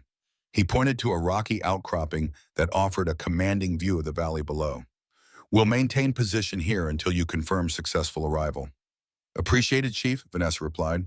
I'll radio when I'm in place. Moving solo required even greater caution. Without extra eyes watching for threats, she had to maintain complete situational awareness while navigating the difficult terrain. The route grew steeper as she approached the ridgeline, requiring her to use both hands for climbing in several sections. Finally, she reached the overwatch position, a natural depression in the rocks that offered both concealment and a clear line of sight to the compound below. She settled into position, unslinging her rifle and beginning the meticulous process of setting up her shooting platform. First came the specialized bipod, its legs adjustable to accommodate the uneven terrain. Then a small rear support to ensure perfect stability. A laser rangefinder confirmed distances to key locations in the compound main entrance, 712 meters, observation post 435 meters, courtyard where the jackal was expected to appear 824 meters. She keyed her radio. Overwatch in position. I have clear lines of sight to all target areas. Confirmed, Mason's voice responded. Teams moving to breach positions. Estimated time to ready status, 45 minutes. Vanessa settled in behind her rifle, her breathing slow and controlled. Through her scope, enhanced by a state-of-the-art thermal imaging attachment, she could see the compound in remarkable detail, despite the darkness. Guards moved along the perimeter in predictable patterns. In the observation post, 2 men sat smoking their heat signatures bright against the cooler background. For the next 30 minutes, she observed the compound's activity, noting guard rotations, identifying potential threats, and memorizing the layout. Her mind processed the information automatically categorizing and prioritizing based on years of combat experience.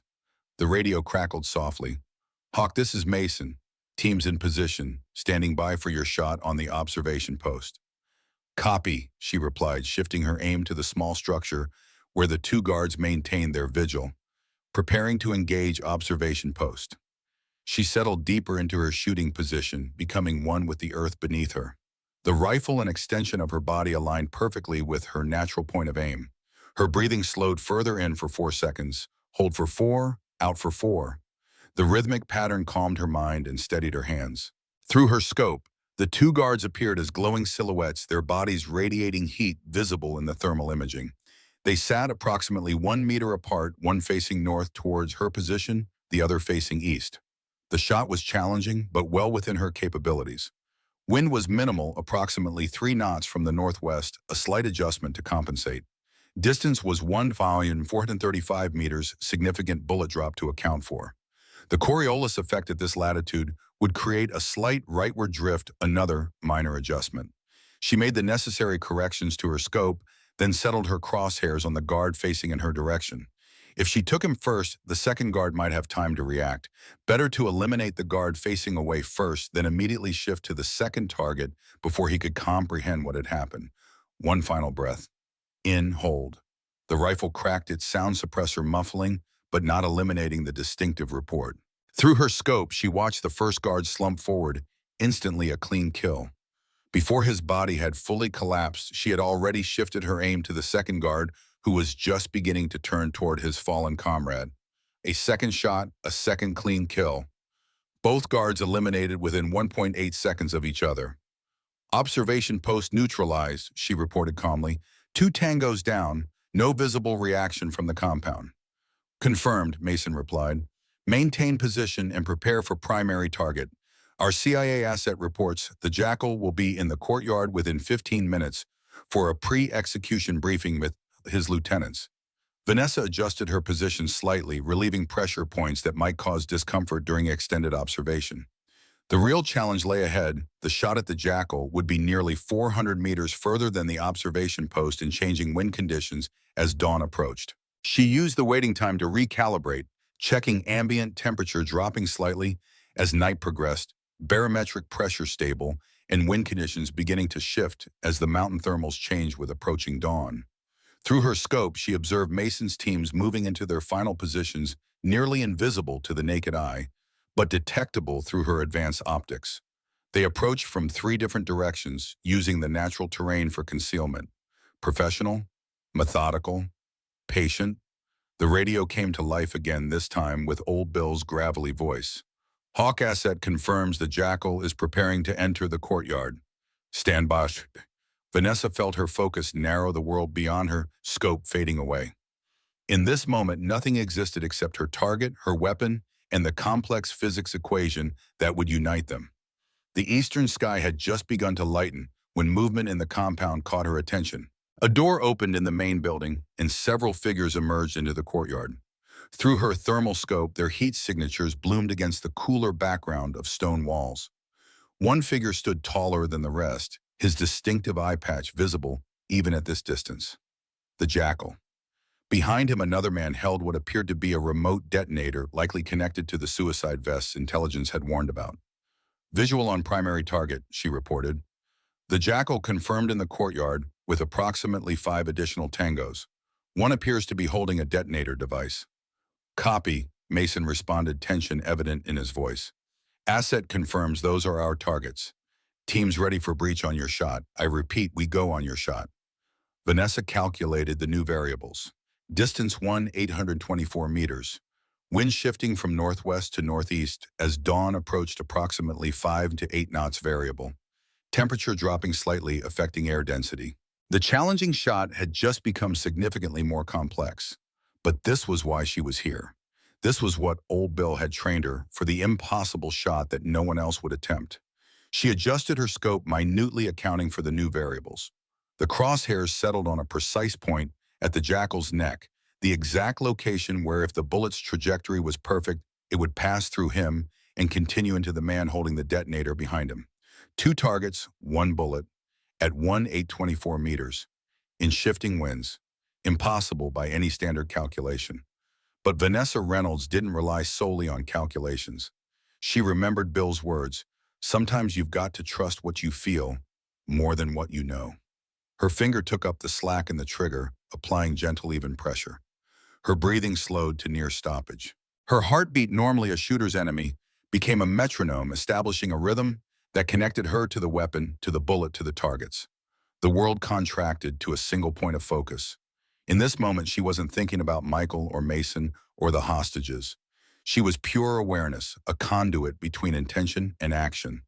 The crosshairs steadied on that precise point where the jackal's neck met his shoulder. She felt rather than calculated the wind's effect, sensing its subtle push against her bullet's future path. In hold. The rifle cracked. The recoil, though dampened by the custom stock, pushed against her shoulder.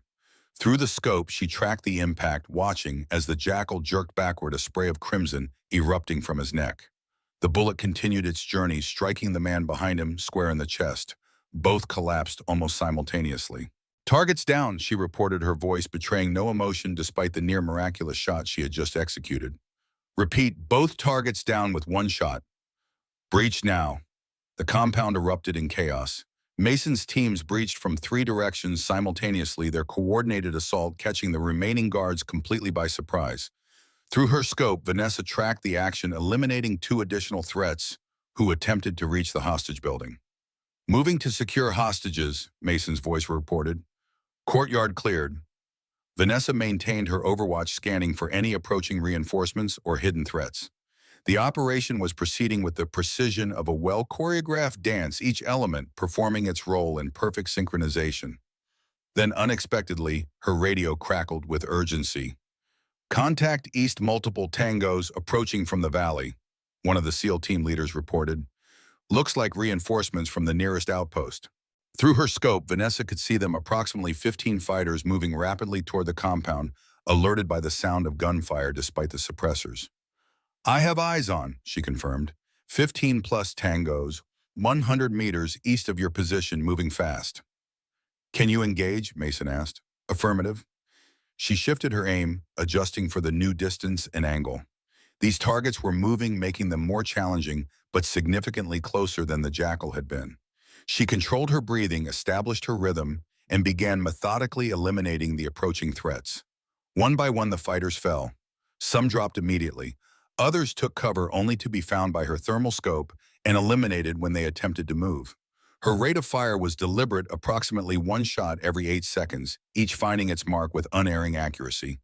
Through her scope, she watched the remaining fighters realize the futility of their approach. They began to retreat, seeking cover in the rocky terrain. But it was too late.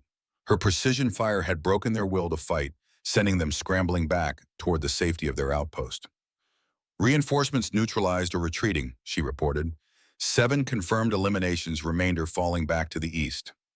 "Copy that," Mason responded. "Outstanding work. We've secured all hostages. Repeat, all 12 hostages secured and alive. Preparing for extraction." Vanessa allowed herself a moment of relief, though she maintained her vigilant overwatch. Michael was alive. The mission was succeeding. But they weren't out yet. The most dangerous phase of any operation was often the extraction, when teams were burdened with injured personnel and fatigued from the intense stress of combat. "Hawk, be advised," Mason's voice came again, this time with an edge of urgency. "We have a situation with the isolated hostage." Her heart rate increased slightly. "Michael." "Go ahead," she replied, keeping her voice steady. "Your brother is alive but injured. Appears to have been subjected to interrogation. He's mobile but needs assistance. More concerning, we've discovered additional explosives in the compound set to detonate remotely. We're accelerating extraction timeline." Vanessa processed this information with the cool detachment of a professional, despite the personal connection. "Understood. I'll maintain overwatch until extraction is complete, then displace to the rendezvous point." "Negative," Mason countered. "We need you to displace now. Remote detonation could come at any time, and your position is within the blast radius. Move to rendezvous point Alpha immediately." She hesitated, torn between her duty to provide continuing overwatch and the direct order to withdraw. "Captain, that's an order." Mason added, his tone brooking no argument. Your brother is asking for you. Move now. Copy. Displacing to Rendezvous Alpha.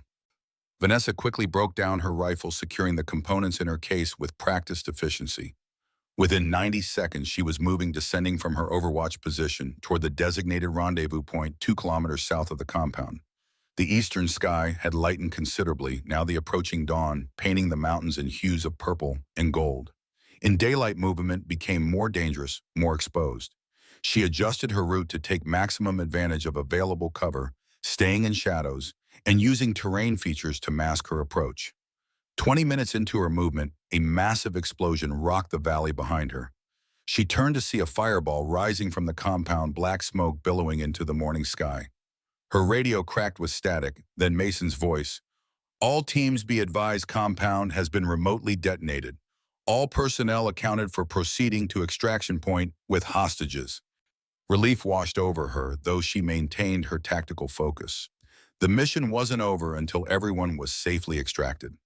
Local fighters would be converging on the area, soon drawn by the explosion and the prospect of engaging American forces. She reached Rendezvous Point Alpha, a small clearing suitable for helicopter landing, just as the rest of the team arrived from the opposite direction. Mason led the group, his weapon at the ready as he scanned for threats. Behind him came his operators supporting the rescued hostages, who appeared haggard but ambulatory.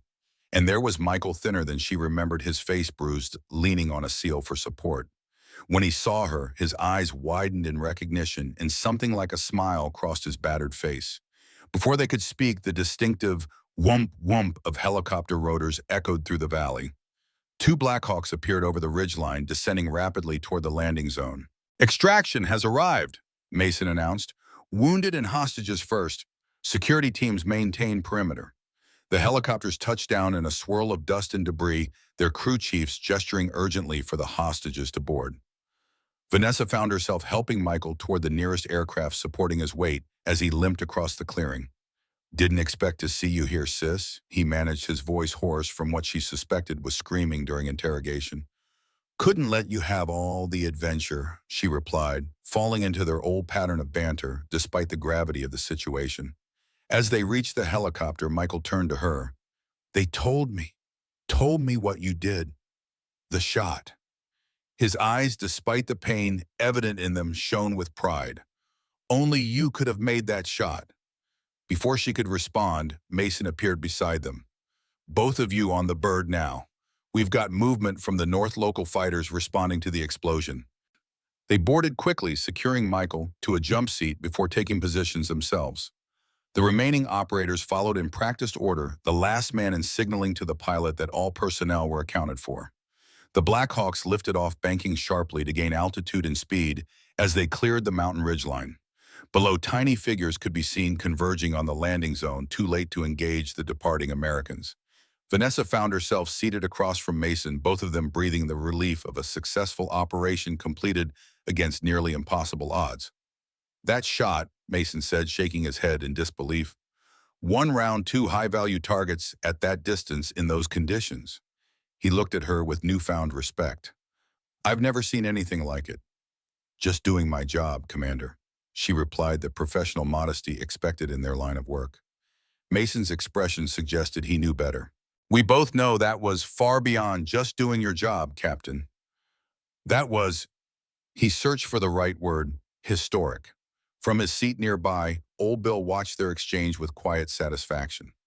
The student had surpassed the teacher, just as he had always hoped she would.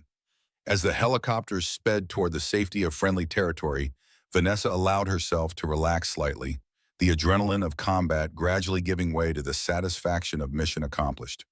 Michael was safe. All the hostages were returning home. The notorious Jackal had been eliminated, and she had made a shot that would become legend in the special operations community, not as a female sniper's achievement, but simply as one of the greatest displays of marksmanship in modern warfare. The mission wasn't quite over. There would be medical evaluations, debriefings, after-action reports. But the most critical phase had been completed successfully against overwhelming odds. In the distance, the sun crested the eastern mountains, illuminating the rugged landscape with golden light. A new day was beginning, and thanks to their efforts, 12 American servicemen would live to see it. The compound erupted in chaos. The instant her bullet found its dual targets, Mason's teams breached from 3 directions simultaneously. Through her scope, Vanessa tracked the SEAL operators as they flowed across the dusty courtyard with lethal precision. Their coordinated assault had caught the remaining Taliban fighters in a critical moment of confusion, the exact effect they'd planned for when they'd decided to eliminate the Jackal first. Teams Alpha and Bravo moving toward main building, Mason's voice reported over the radio. Charlie securing the perimeter. Vanessa adjusted her position slightly, scanning for threats that might emerge during the breach. Her job was far from complete. With the element of surprise fading, the remaining Taliban fighters would soon reorganize.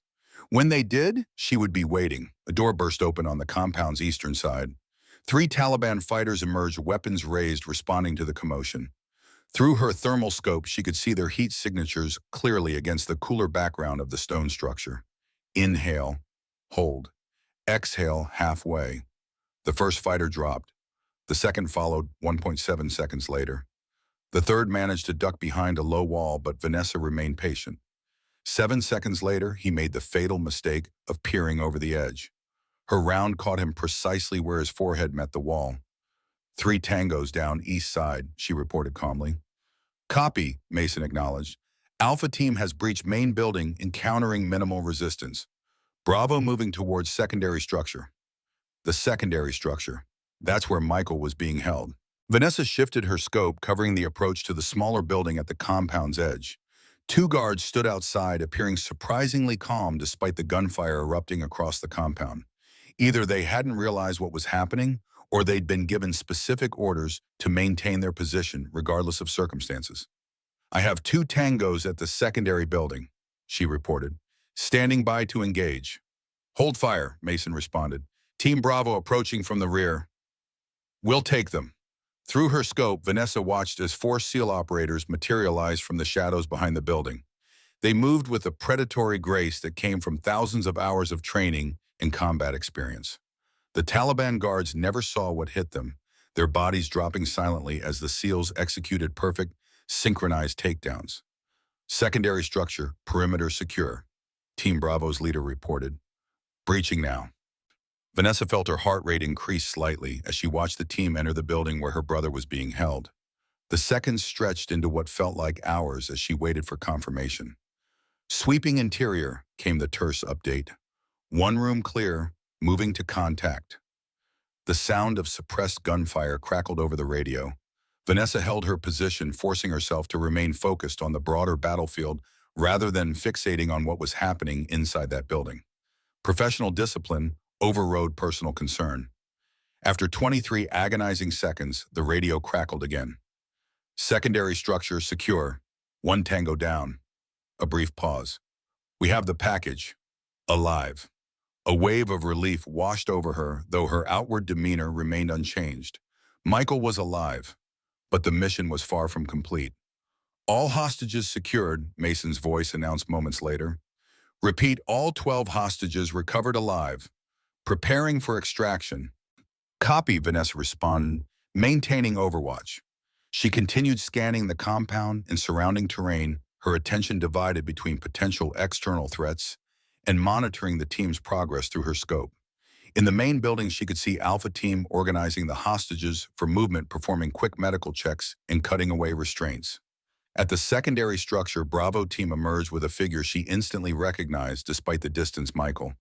He was walking through with obvious difficulty, supported by one of the SEALs. Even through her scope, she could see the bruising on his face. Her jaw tightened imperceptibly, the only outward sign of her internal reaction to seeing her brother's condition. Hawk, be advised, Mason's voice came through the radio with a new urgency. Your brother is ambulatory but has sustained injuries consistent with interrogation. Nothing life-threatening, but he'll need medical attention. Understood? She replied, professional detachment masking her relief and concern. I'll maintain overwatch until extraction is complete. Negative, Mason countered. CTCA asset reports Taliban reinforcements moving toward your position from the North Ridge. At least 12 fighters, possibly more. They've somehow identified your location. You need to displace immediately. Vanessa quickly scanned the northern ridgeline, seeing nothing yet through her thermal optics, but trusting the intelligence. In Afghanistan, advance warning often meant the difference between life and death. Copy, displacing to rally point Alpha. With practiced efficiency, she began breaking down her shooting platform, her movements precise despite the heightened situation. Every component was secured in its designated place, the rifle disassembled with the same care she'd use on a peaceful range day. In exactly 90 seconds, she was ready to move. Her packs secured, her sidearm checked and accessible. As she began her withdrawal, the eastern sky was lightening noticeably. Dawn in these mountains came suddenly once it started, the sun cresting the jagged peaks and flooding the valleys with golden light. Beautiful but deadly for someone trying to move undetected. Daylight stripped away the concealment that darkness provided, making her vulnerable during the extraction phase. She adjusted her route accordingly, using terrain features for concealment, staying in shadows, moving through depressions where possible. The path to Rally Point Alpha would take her approximately 22 minutes if she maintained optimal pace while preserving stealth. 12 minutes into her movement, her radio crackled. "Hawk, this is Old Bill." His voice, weathered but steady, was a welcome sound. "Be advised, drone has spotted 6 tangos moving along your expected route, approaching from the northeast. Recommend diversion to the dry creek bed east of your position." "Copy, adjusting route," she responded, immediately altering her path. Bill's knowledge of the local terrain and his ability to anticipate enemy movement patterns, honed during his years fighting alongside the Mujahideen against the Soviets, continued to prove invaluable. As she approached the creek bed, the distinctive sound of AK-47 fire erupted behind her. She dropped immediately to a prone position, her training overriding conscious thought. Using natural cover from a small ridge, she scanned back toward the source of the gunfire using her rifle scope. Approximately 400 meters away, she could see the Taliban fighters Bill had warned about firing toward her previous position. They hadn't spotted her yet, but their search pattern would inevitably bring them her way. She assessed her options quickly: continue evading or engage from distance. Engaging would reveal her new position, but eliminating them would secure her route to the rally point. The decision made itself when one fighter pointed in her direction, clearly having spotted movement. Vanessa settled behind her rifle, her breathing automatically falling into the familiar rhythm. The first fighter fell without knowing what hit him. She cycled the bolt smoothly, acquired the second target, and fired again. Another clean kill. The remaining 4 fighters scattered, seeking cover in the rocky terrain. But in this barren landscape, effective cover was scarce. With methodical precision, Vanessa eliminated 2 more before the last pair retreated back toward the distant ridgeline. 4 tangos down, 2 retreating northeast, she reported, her voice betraying none of the adrenaline coursing through her system. "Copy that." Bill's voice came back, tinged with approval. "Mason's team is 4 minutes from Rally Point Alpha with all hostages. Extraction birds inbound, ETA 11 minutes. Moving to Rally Point," she confirmed, gathering her rifle and resuming her approach with increased urgency. The sound of gunfire would attract attention, potentially bringing more Taliban fighters into the area. The rally point, a small clearing suitable for helicopter landing, lay approximately 800 meters ahead, across increasingly exposed terrain. As she approached, she caught glimpses of movement ahead. Raising her rifle, she scanned through her scope, confirming it was Mason's team with the rescued hostages. They moved in tactical formation, the SEALs forming a protective perimeter around the liberated Americans. Many of the hostages appeared weakened from their captivity, supporting each other as they navigated the difficult terrain. Near the center of the group, she spotted Michael more clearly now. His face was indeed bruised and swollen, his gait unsteady but determined. The sight stirred something deep within her, pride mixed with a fierce protectiveness she rarely allowed herself to feel during operations. Vanessa approached from their flank, using the standard recognition signal to avoid being mistaken for a threat. Mason acknowledged with a hand gesture, directing her to join the formation. "Perfect timing," he said as she reached them, his expression revealing both relief and tension. "Birds are 4 minutes out." Before she could respond, gunfire erupted from the ridge to their east. The Taliban reinforcements had found them. "Contact east," one of the SEALs shouted. "Multiple tangos on the ridgeline." Mason reacted instantly, his voice calm despite the escalating situation. "Defensive perimeter, get the hostages down." The SEALs formed a protective circle around 2 hostages, returning fire with precision while maintaining discipline. Vanessa dropped to a prone position, her rifle finding the first target on the ridge. Through her scope, she could see at least 15 fighters moving to encircle their position, using the high ground for advantage. We're outnumbered, Mason assessed grimly, and the LZ is too hot for extraction. Hawk, this is Bill. The radio crackled urgently. I've been consulting with the pilots. There's an alternative extraction point, a dry riverbed half a click west of your position.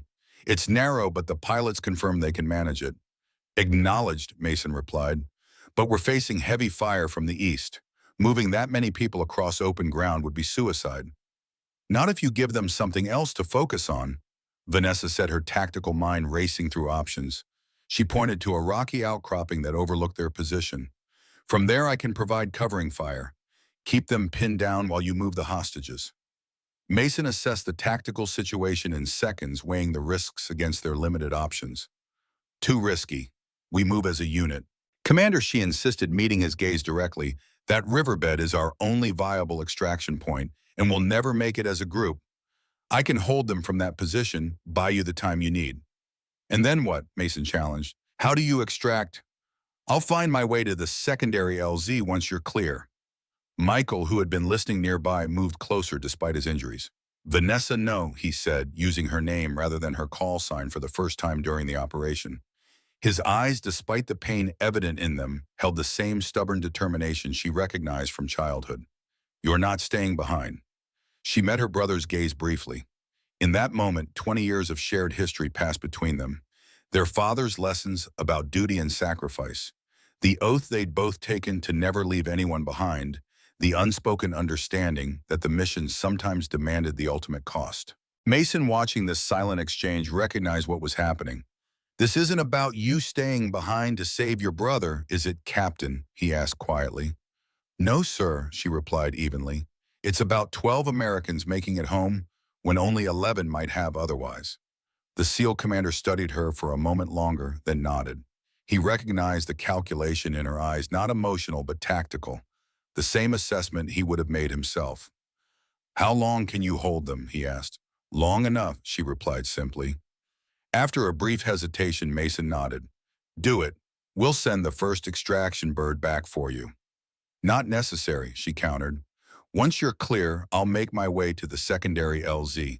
Have the second bird wait 3 minutes, then extract whether I'm there or not. Mason didn't argue further. In their world, such calculations were made daily, the ruthless arithmetic of combat, where minutes and seconds could mean lives saved or lost. Johnson, give the captain your spare magazines, Mason ordered one of his men. Ramirez, the M67s. The SEALs quickly transferred additional ammunition and 3 fragmentation grenades to Vanessa. She secured them efficiently, already planning how she would use each resource. Michael stepped forward, his expression a complex mixture of pride, fear, and resignation. You'd better be on that second bird, sis, he said quietly. Count on it, she replied with a confidence she didn't entirely feel. Now go. Clock's ticking. As her brother moved away, supported by one of the SEALs, Vanessa turned to Mason. I'll initiate covering fire on your command. Mason nodded, gathering his team leaders for final instructions. Move on my signal. 90 seconds to the riverbed, tight formation, wounded in the center. Team Alpha takes point, Bravo covers the rear. Team Charlie maintains suppressive fire until the hostages are clear, then leapfrogs to the LZ. The SEALs acknowledged their orders, reorganizing the group for movement. Vanessa was already moving toward the outcropping, finding the optimal position that would give her clear fields of fire across the eastern approach. The position was perfect, elevated enough to provide visibility over the entire area the Taliban would need to cross to pursue the hostages, with solid rock formations providing cover from return fire. She settled into position as Mason completed the preparations for movement. Through her scope, she could see the Taliban fighters advancing cautiously, using the terrain for cover as they worked to surround the Americans. Many were armed with AK-47s, but she identified at least 2 RPG launchers and 1 PKM machine gun that posed the greatest threats. Ready for movement, Mason radioed. Initiate covering fire on my mark. Ready? She confirmed, her crosshairs finding the most immediate threat, a Taliban fighter with an RPG positioned to fire on the group's expected movement path. 3, 2, 1. Mark. Vanessa's rifle cracked, the sound echoing across the valley as the RPG gunner collapsed. She cycled the bolt with practiced efficiency, acquiring her next target, the PKM machine gunner who could have pinned down the entire group. Another shot, another kill. Her third target was a fighter she identified as a leader by his distinctive vest and the way others looked to him for direction. The heavy round took him squarely in the chest, dropping him where he stood. The effect was immediate. Without their command structure and heavy weapons, the Taliban attack lost cohesion. Fighters scrambled for cover, their advance halted by the precision fire raining down from Vanessa's position. Through her peripheral vision, she could see Mason's team moving the hostages toward the riverbed, maintaining a tight formation as they crossed the exposed ground. She kept her focus on the ridgeline, methodically eliminating any fighter who attempted to set up a firing position or organize a pursuit. For 5 critical minutes, she held the ridgeline alone, her rifle speaking with deadly authority whenever a threat emerged. When several Taliban tried to flank her position from the north, she shifted her fire, eliminating 3 in rapid succession before they could establish a crossfire. The distinctive whump-whump of helicopter rotors announced the arrival of the extraction team. 2 Blackhawks appeared over the western ridge, descending rapidly toward the dry riverbed, where Mason's team had established a defensive perimeter.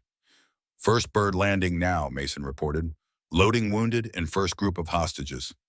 Vanessa continued her methodical fire, keeping the Taliban fighters pinned down as the extraction proceeded.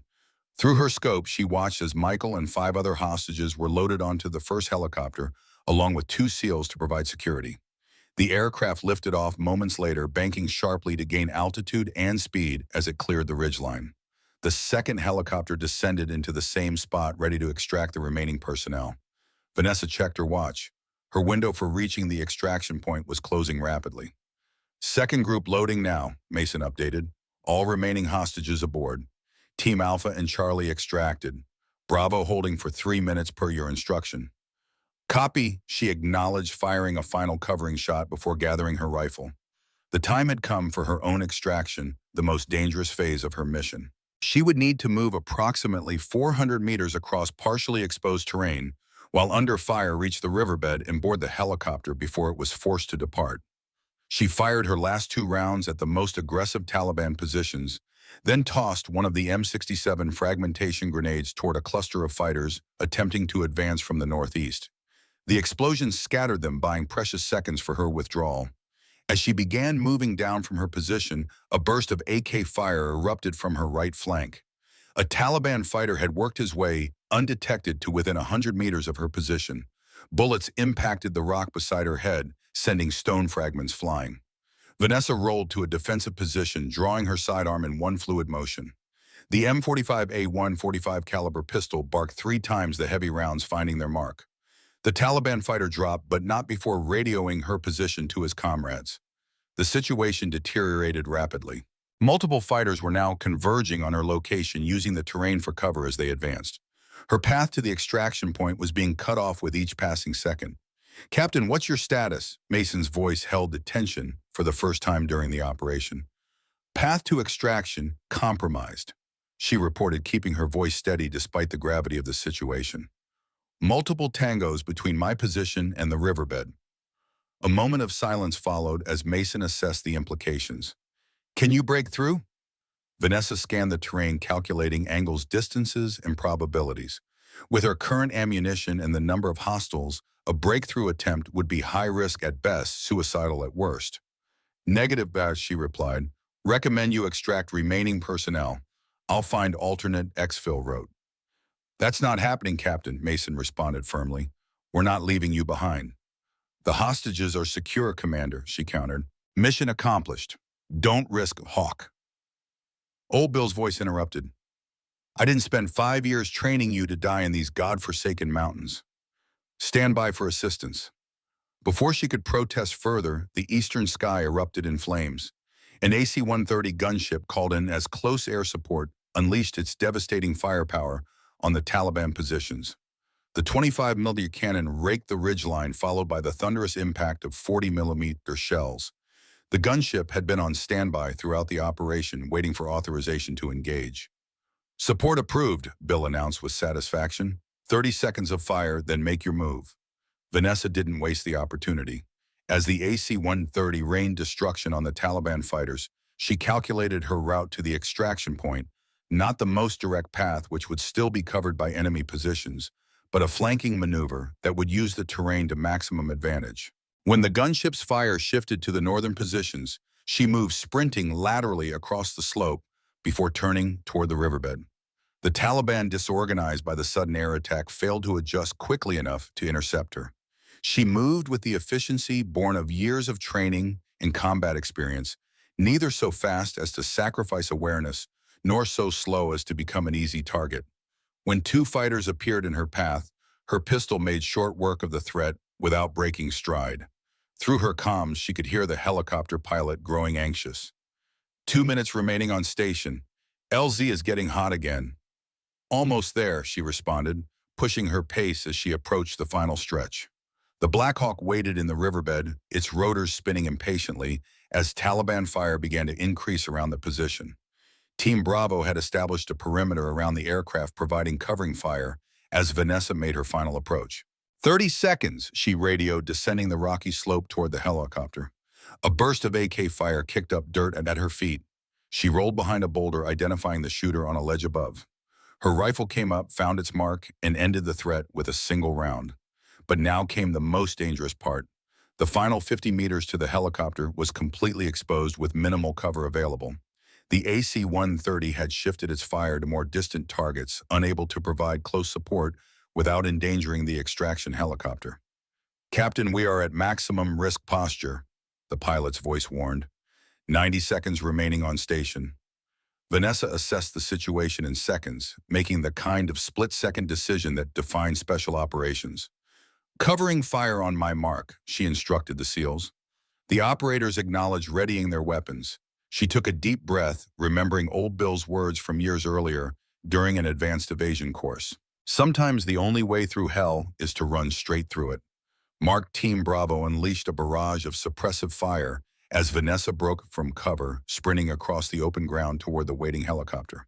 Bullets impacted around her, kicking up dust and stone fragments. 20 meters from the aircraft, pain exploded in her left arm as a round found its mark. The impact nearly spun her around, but she maintained her footing through sheer force of will. The wound burned like fire, but her focus narrowed to a singular point, reaching that helicopter. 10 meters. 5. Hands reached out, grabbing her tactical vest and pulling her into the aircraft as she cleared the edge of the riverbed. "She's in go, go, go," one of the SEALs shouted. The pilot didn't need to be told twice. The Black Hawk lifted off immediately, banking hard to put terrain between itself and the Taliban positions.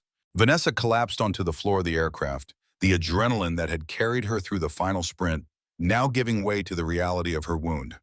A SEAL medic was at her side, instantly cutting away her sleeve to assess the damage. "Through and through," he reported, his hands already applying pressure. "Missed the bone and major vessels. You're lucky, Captain." Luck had nothing to do with it, she thought distantly.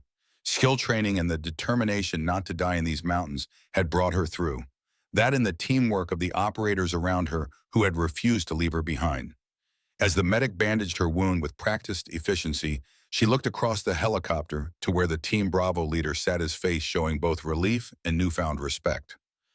"That was some covering fire," she said, raising her voice over the rotor noise. "That was some sprint," he replied with a hint of a smile. "For a Marine." The good-natured inter-service rivalry brought a brief moment of levity amid the intensity of the moment. In special operations, such gallows humor was often the only acknowledgement of the line they had all just walked between life and death. "Your brother's on the first bird," the team leader added, checking a tablet that showed the mission status. "Already en route to the forward operating base. Medical standing by." Vanessa nodded, allowing herself to feel the first genuine relief since the mission began. Michael was safe. The hostages were secure. Despite the overwhelming odds stacked against them, they had succeeded. As the Black Hawk sped toward the safety of friendly territory, she found herself thinking of Old Bill and his years of mentorship. He had taught her everything she knew about precision shooting, about reading terrain and wind, about trusting her instincts when the calculations alone weren't enough. But more importantly, he had believed in her when few others did, had seen past gender to potential, past convention to capability. The shot that had eliminated both the Jackal and his lieutenant would undoubtedly enter the annals of special operations history.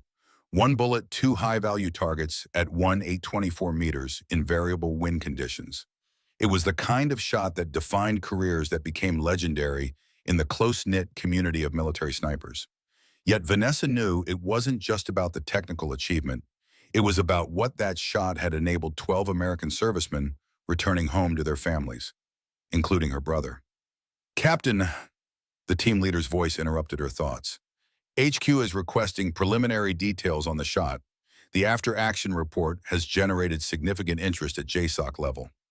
Tell them it was a clean engagement, she replied simply. Double tap with one round. The SEAL raised an eyebrow. That's it. No technical details about how you calculated what might be the most impossible shot in special operations history. Vanessa considered how to explain what had happened in that moment on the ridgeline. How could she describe the way time had seemed to slow how she had felt, rather than calculated the wind's effect on her bullet's path? How the years of training had culminated in a moment of perfect intuition that transcended mathematics. Sometimes, she said, finally echoing Bill's wisdom, you have to trust what you feel more than what you know. The team leader studied her thoughtfully, then nodded with newfound understanding. He didn't fully comprehend, but he respected the result. In their world, results were what ultimately mattered. The helicopter began its descent toward the forward operating base, where medical teams waited to treat the wounded hostages. As they touched down, Vanessa caught sight of the first Black Hawk on the tarmac, its passengers already being transferred to the base hospital. Among them was Michael, walking under his own power despite his injuries. When he spotted his sister emerging from the second helicopter, arm bandaged but otherwise intact, his face broke into a relieved smile that transformed his battered features. In that moment, he wasn't a hardened Marine staff sergeant, but her kid brother again, the one who had followed her around their childhood home in Michigan, determined to do everything his big sister could do. No words were necessary between them. They had both chosen this life, knowing its risks and responsibilities. Today they had beaten the odds. Tomorrow might be different. But for now, this moment of reunion was enough. Old Bill was waiting as well, his weathered face showing pride as Vanessa approached. Despite his 72 years, he stood straight-backed and alert, the desert camo making him look like he belonged in these mountains as much now as he had during the Cold War. Heard you made the shot, he said simply. Never doubted you would. Had a good teacher, she replied, the understatement deliberate. Had a good student, he countered without hesitation. The best I ever trained. Coming from Bill, a man who had trained 3 generations of America's elite marksmen, there could be no higher praise. The base hospital was organized chaos as medical personnel triaged and treated the rescued hostages. Vanessa's wound was properly cleaned and bandaged, classified as non-critical. Michael received more extensive treatment for his injuries sustained during interrogation, but as the doctors had confirmed, nothing was life-threatening. Later in the recovery ward, brother and sister finally had a moment alone. Michael sat on the edge of his bed, his face less swollen after treatment, but still bearing the evidence of what he'd endured. So, he began, his voice hoarse but his spirit unbroken. I hear you shot 2 terrorists with 1 bullet from over a mile away to save my sorry ass. Vanessa allowed herself a small smile, a rare expression for someone known for her stoic demeanor. Someone had to. You always did need looking after. Seriously, sis, he continued, his tone shifting to genuine gratitude. What you did, the guys can't stop talking about it. They're calling it the most incredible shot they've ever heard of. Just doing my job, she demurred, uncomfortable with praise despite the extraordinary nature of her accomplishment. Michael shook his head, wincing slightly at the movement. It was more than that.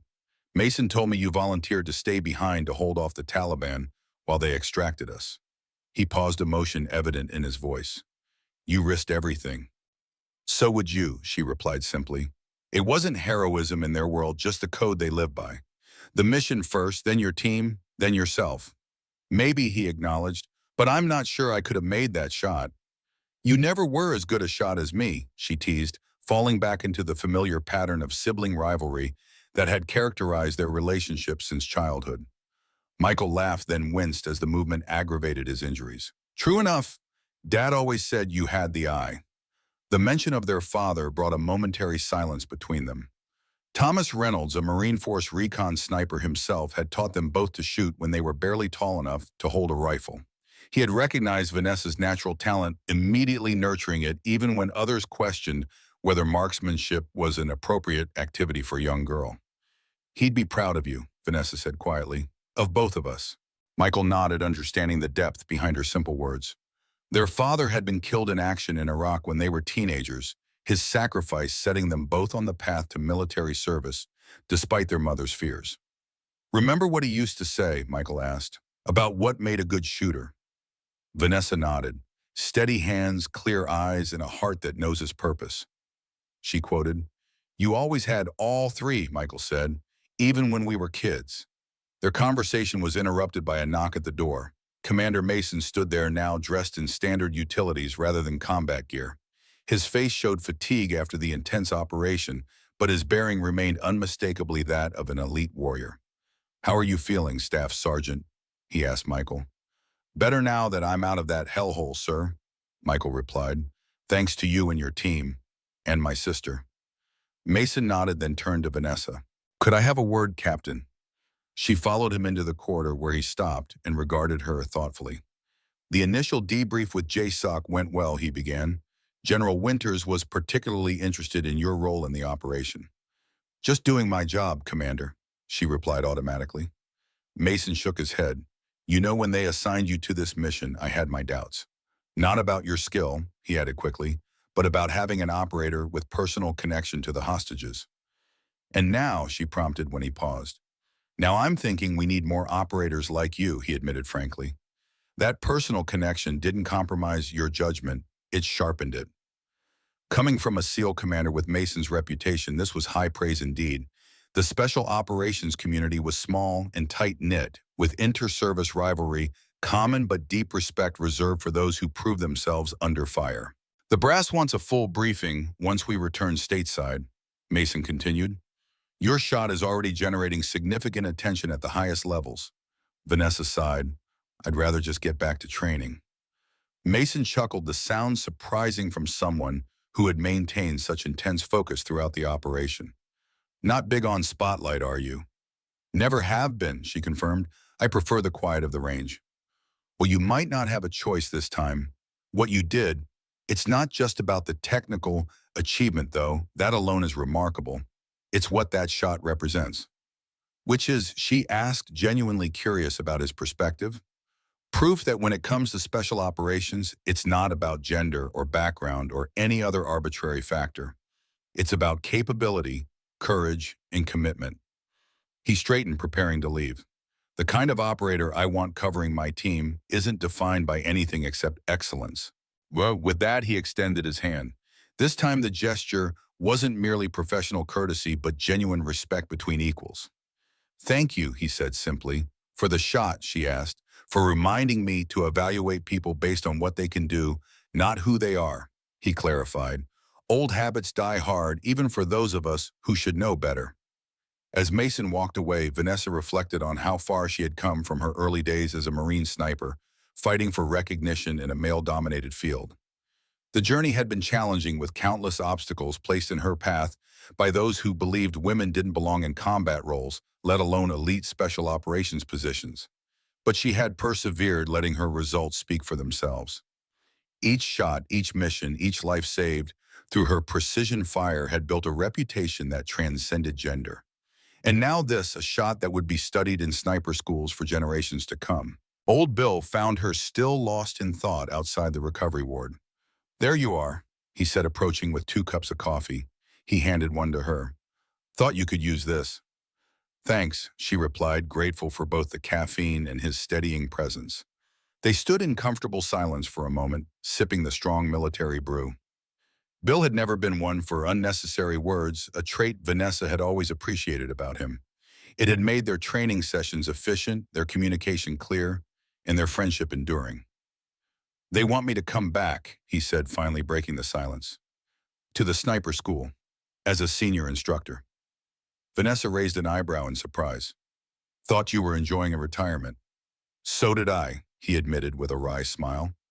"Turns out there's only so much fishing a man can do before he starts missing the purpose he once had." He took another sip of coffee. "Besides, there's a new generation coming up. They could use some old school wisdom to balance all that technology they rely on." "They'd be lucky to have you," she said sincerely. Bill nodded toward her bandaged arm. "What about you?" Back to the training center after this, the question gave her pause. Before this mission, she would have answered without hesitation. The Advanced Sniper Training Center had become her home, her purpose.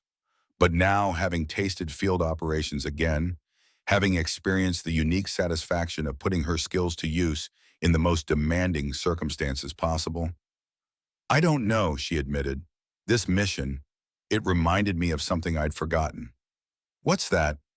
Why I became a sniper in the first place. Not just to master a skill, but to use it when it matters most. Bill nodded understanding. The difference between practice and purpose. Exactly.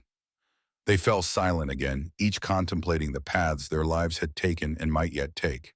For Bill, a return to teaching after years of retirement. For Vanessa, perhaps a return to operational status after years of instruction. The comfortable silence was interrupted by the arrival of a young lieutenant, clearly intimidated by the presence of two legendary snipers, but determined to fulfill his duty. Captain Reynolds, he began formally, your presence is requested in the Secure Communications Center. JSOC Command is holding on encrypted video conference. Vanessa exchanged a glance with Bill. Joint Special Operations Command, reaching out directly this quickly after an operation typically meant one of two things: either something had gone very wrong or something extraordinary had been recognized. On my way, she replied, handing her empty coffee cup back to Bill. Want me to come with you, he offered. She shook her head. I can handle the brass.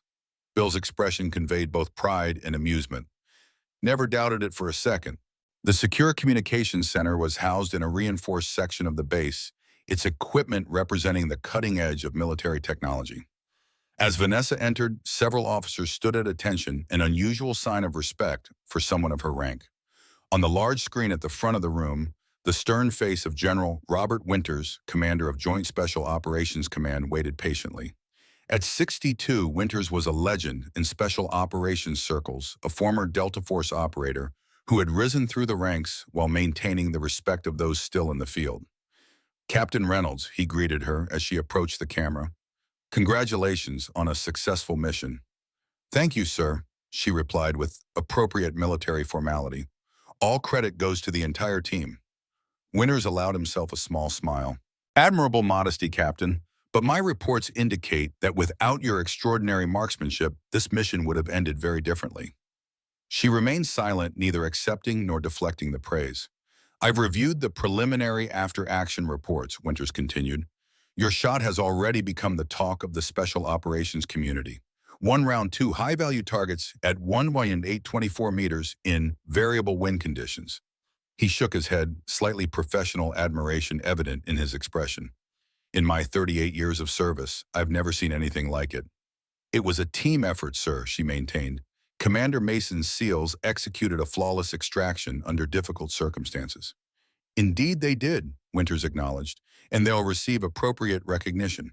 But I didn't call to discuss the broader mission, Captain. I called to discuss your future. Vanessa straightened slightly, unsure where this was heading. Your record speaks for itself, the general continued. Distinguished service in multiple combat theaters, 3 confirmed distance records, exemplary leadership at the Advanced Sniper Training Center. And now this. He paused, studying her through the screen. The question is, what do we do with someone of your unique capabilities? Sir, she prompted, when he didn't immediately continue. I'm establishing a new unit, Captain. Joint Special Operations Sniper Task Force. Elite marksmen drawn from across the services deployed for high-priority elimination or Overwatch missions where conventional teams can't achieve the necessary results. Winters leaned forward slightly. I want you to command it. The offer was unexpected, stunning in its implications. Such a position would be unprecedented, a female officer commanding an elite joint special operations unit. The responsibility, the visibility, the scrutiny would all be intense. That's quite an opportunity, sir. She managed processing the implications. It's more than an opportunity, Captain. It's a recognition that excellence transcends the artificial barriers we sometimes place in its way. Winter's expression was serious. This isn't about making a statement. It's about putting the right person in the right position, regardless of any other factor. Vanessa thought about the shot she had made to save her brother and the other hostages. About old Bill's teaching that sometimes you had to trust what you felt more than what you knew. About Mason's newfound respect and acknowledgement that capability, not category, was what mattered in their world. "I'd be honored, sir," she said finally. Winters nodded, satisfied. "Good. Report to MacDill AFB upon your return for formal briefing. We'll make the official announcement next week." He paused, then added with unusual informality, "One more thing, Captain." "Sir, that shot you made, it wasn't just skill or training, was it? There was something else." Vanessa considered how to explain what had happened in that moment on the Afghan ridgeline, the perfect convergence of technique and intuition, of calculation and instinct. How everything her father had taught her as a child, everything Bill had refined in her as a young Marine, everything she had learned through years of practice in combat, had come together in a single perfect moment of clarity. "Sometimes, sir," she said, echoing the wisdom that had guided her career, "you have to trust what you feel more than what you know." Winter's expression suggested he understood perfectly. "That's what separates the good from the truly exceptional, Captain. Looking forward to seeing what you and your new team will accomplish." The screen went blank as the connection ended, leaving Vanessa alone with the magnitude of what had just transpired. In the span of 48 hours, she had gone from training snipers in Virginia to commanding a new Joint Special Operations Unit, all because of a single impossible shot that had saved 12 American lives. As she exited the communications center, she found old Bill waiting, his expression indicating he already knew what had transpired. "Word travels fast," she commented. "In our world, faster than a 338 Lapua," he replied with a hint of a smile. "So, task force commander, quite a step up from instructor." Apparently, Bill studied her face, reading the complex emotions behind her professional demeanor. "Having second thoughts," Vanessa considered the question. "Not second thoughts, just processing. It's a lot of responsibility." "That's always been your strength, Pete," Bill observed, "taking responsibility when others wouldn't, doing what needed to be done regardless of the obstacles." He placed a weathered hand on her shoulder. "You're ready for this, Hawk. Have been for a long time." His confidence in her abilities was unwavering, as it had been since the day he discovered her talent as a young Marine. In many ways, Bill's belief in her had been the foundation upon which she had built her career, giving her the strength to persevere when others doubted or dismissed her. "There's no one I'd rather have had as a teacher," she said simply, "and no one I'd rather have had as a student," he replied. As they walked together toward the recovery ward where Michael rested, Vanessa felt a sense of completion, of coming full circle. What had begun as a desperate rescue mission had transformed into something far more significant, both professionally and personally. The shot that had eliminated the Jackal and saved the hostages would enter the annals of military history. The new Joint Special Operations Sniper Task Force would redefine how precision marksmanship was utilized in America's most critical missions. And perhaps most importantly, the barriers that had once seemed insurmountable for female operators would become a little less formidable because of what she had achieved. "You know," Bill said as they approached Michael's room, "your father would be proud, not just of the shot or the promotion, but of the person you have become." Vanessa nodded, emotion briefly threatening her composure. Her father had been the first to put a rifle in her hands, to teach her the fundamentals that Bill would later refine into mastery. He had never lived to see her achievements, but his influence remained a constant presence in her life. "I know," she said quietly. Michael was awake when they entered, his face brightening at the sight of his sister and old Bill. Despite his injuries, he managed to sit up straighter, the Marine in him, responding to the presence of a senior non-commissioned officer like Bill. "Sergeant Major," he greeted Bill respectfully. "At ease, Staff Sergeant," Bill replied with a warm smile. "No need for formalities here." Michael turned to his sister, noting something different in her demeanor. "What's happened?" Vanessa shared the news of her new command, watching as pride spread across her brother's features.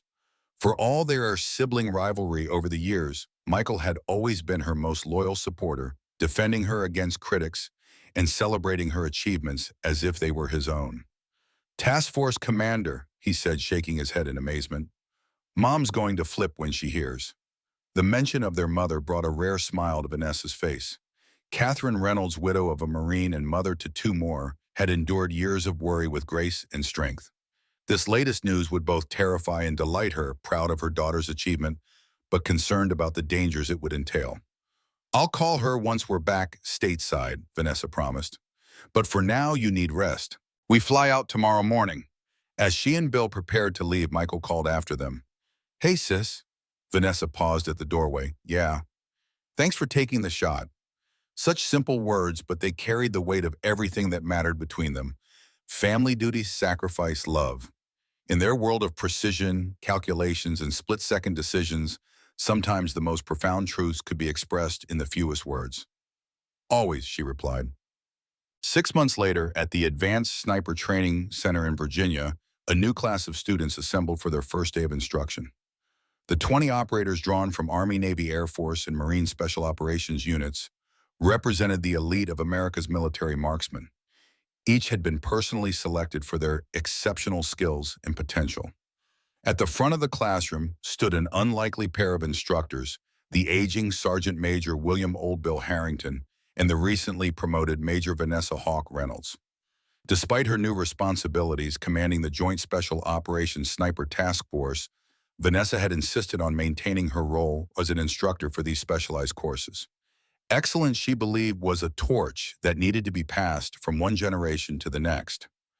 Gentlemen, she began, surveying the room of experienced operators. Welcome to Advanced Precision Marksmanship. I'm Major Reynolds. This, she gestured to Bill, is Sergeant Major Harrington. Between us, we have over 40 years of sniper operations experience in every combat theater the United States has engaged in during that time. The operators sat at attention, their expressions revealing varying degrees of curiosity and, in some cases, skepticism. Vanessa had grown accustomed to the initial reaction many had to a female sniper instructor.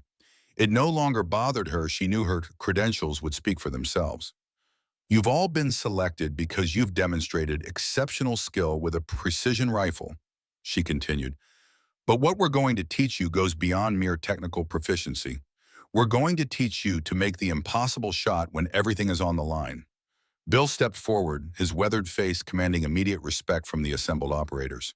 3 months ago, Major Reynolds eliminated 2 high-value targets with a single round at 1,824 meters in variable wind conditions, enabling the rescue of 12 American hostages. A murmur went through the class. The shot had become legendary in special operations circles, though few outside that community knew the shooter had been a woman. That shot wasn't just about ballistics or wind calculation, Bill continued. It was about understanding that sometimes you have to trust what you feel more than what you know. Vanessa met his gaze, sharing a moment of perfect understanding with her mentor. Then she turned back to the class, her expression serious. By the time you complete this course, you won't just be better snipers. You'll be better operators capable of making decisions and taking actions that others can't or won't. She paused, letting her words sink in. Some of you may join the task force I command. Others will return to your units with enhanced capabilities. But all of you will leave here understanding that the most critical weapon in your arsenal isn't your rifle. It's what goes on between your ears. As the class filed out for their first practical session on the range, Vanessa remained behind momentarily with Bill. On the desk before them lay his battered notebook, its pages now supplemented with her own observations and experiences from both the training center and her operational deployments with the new task force. Ready to create the next generation? Bill asked, a glint of pride in his eyes.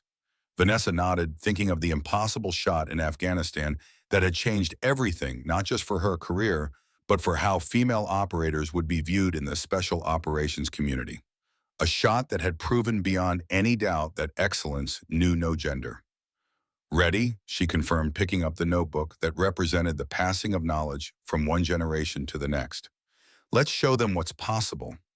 Together, they walked out to the Virginia sunlight, where 20 of America's finest awaited their instruction.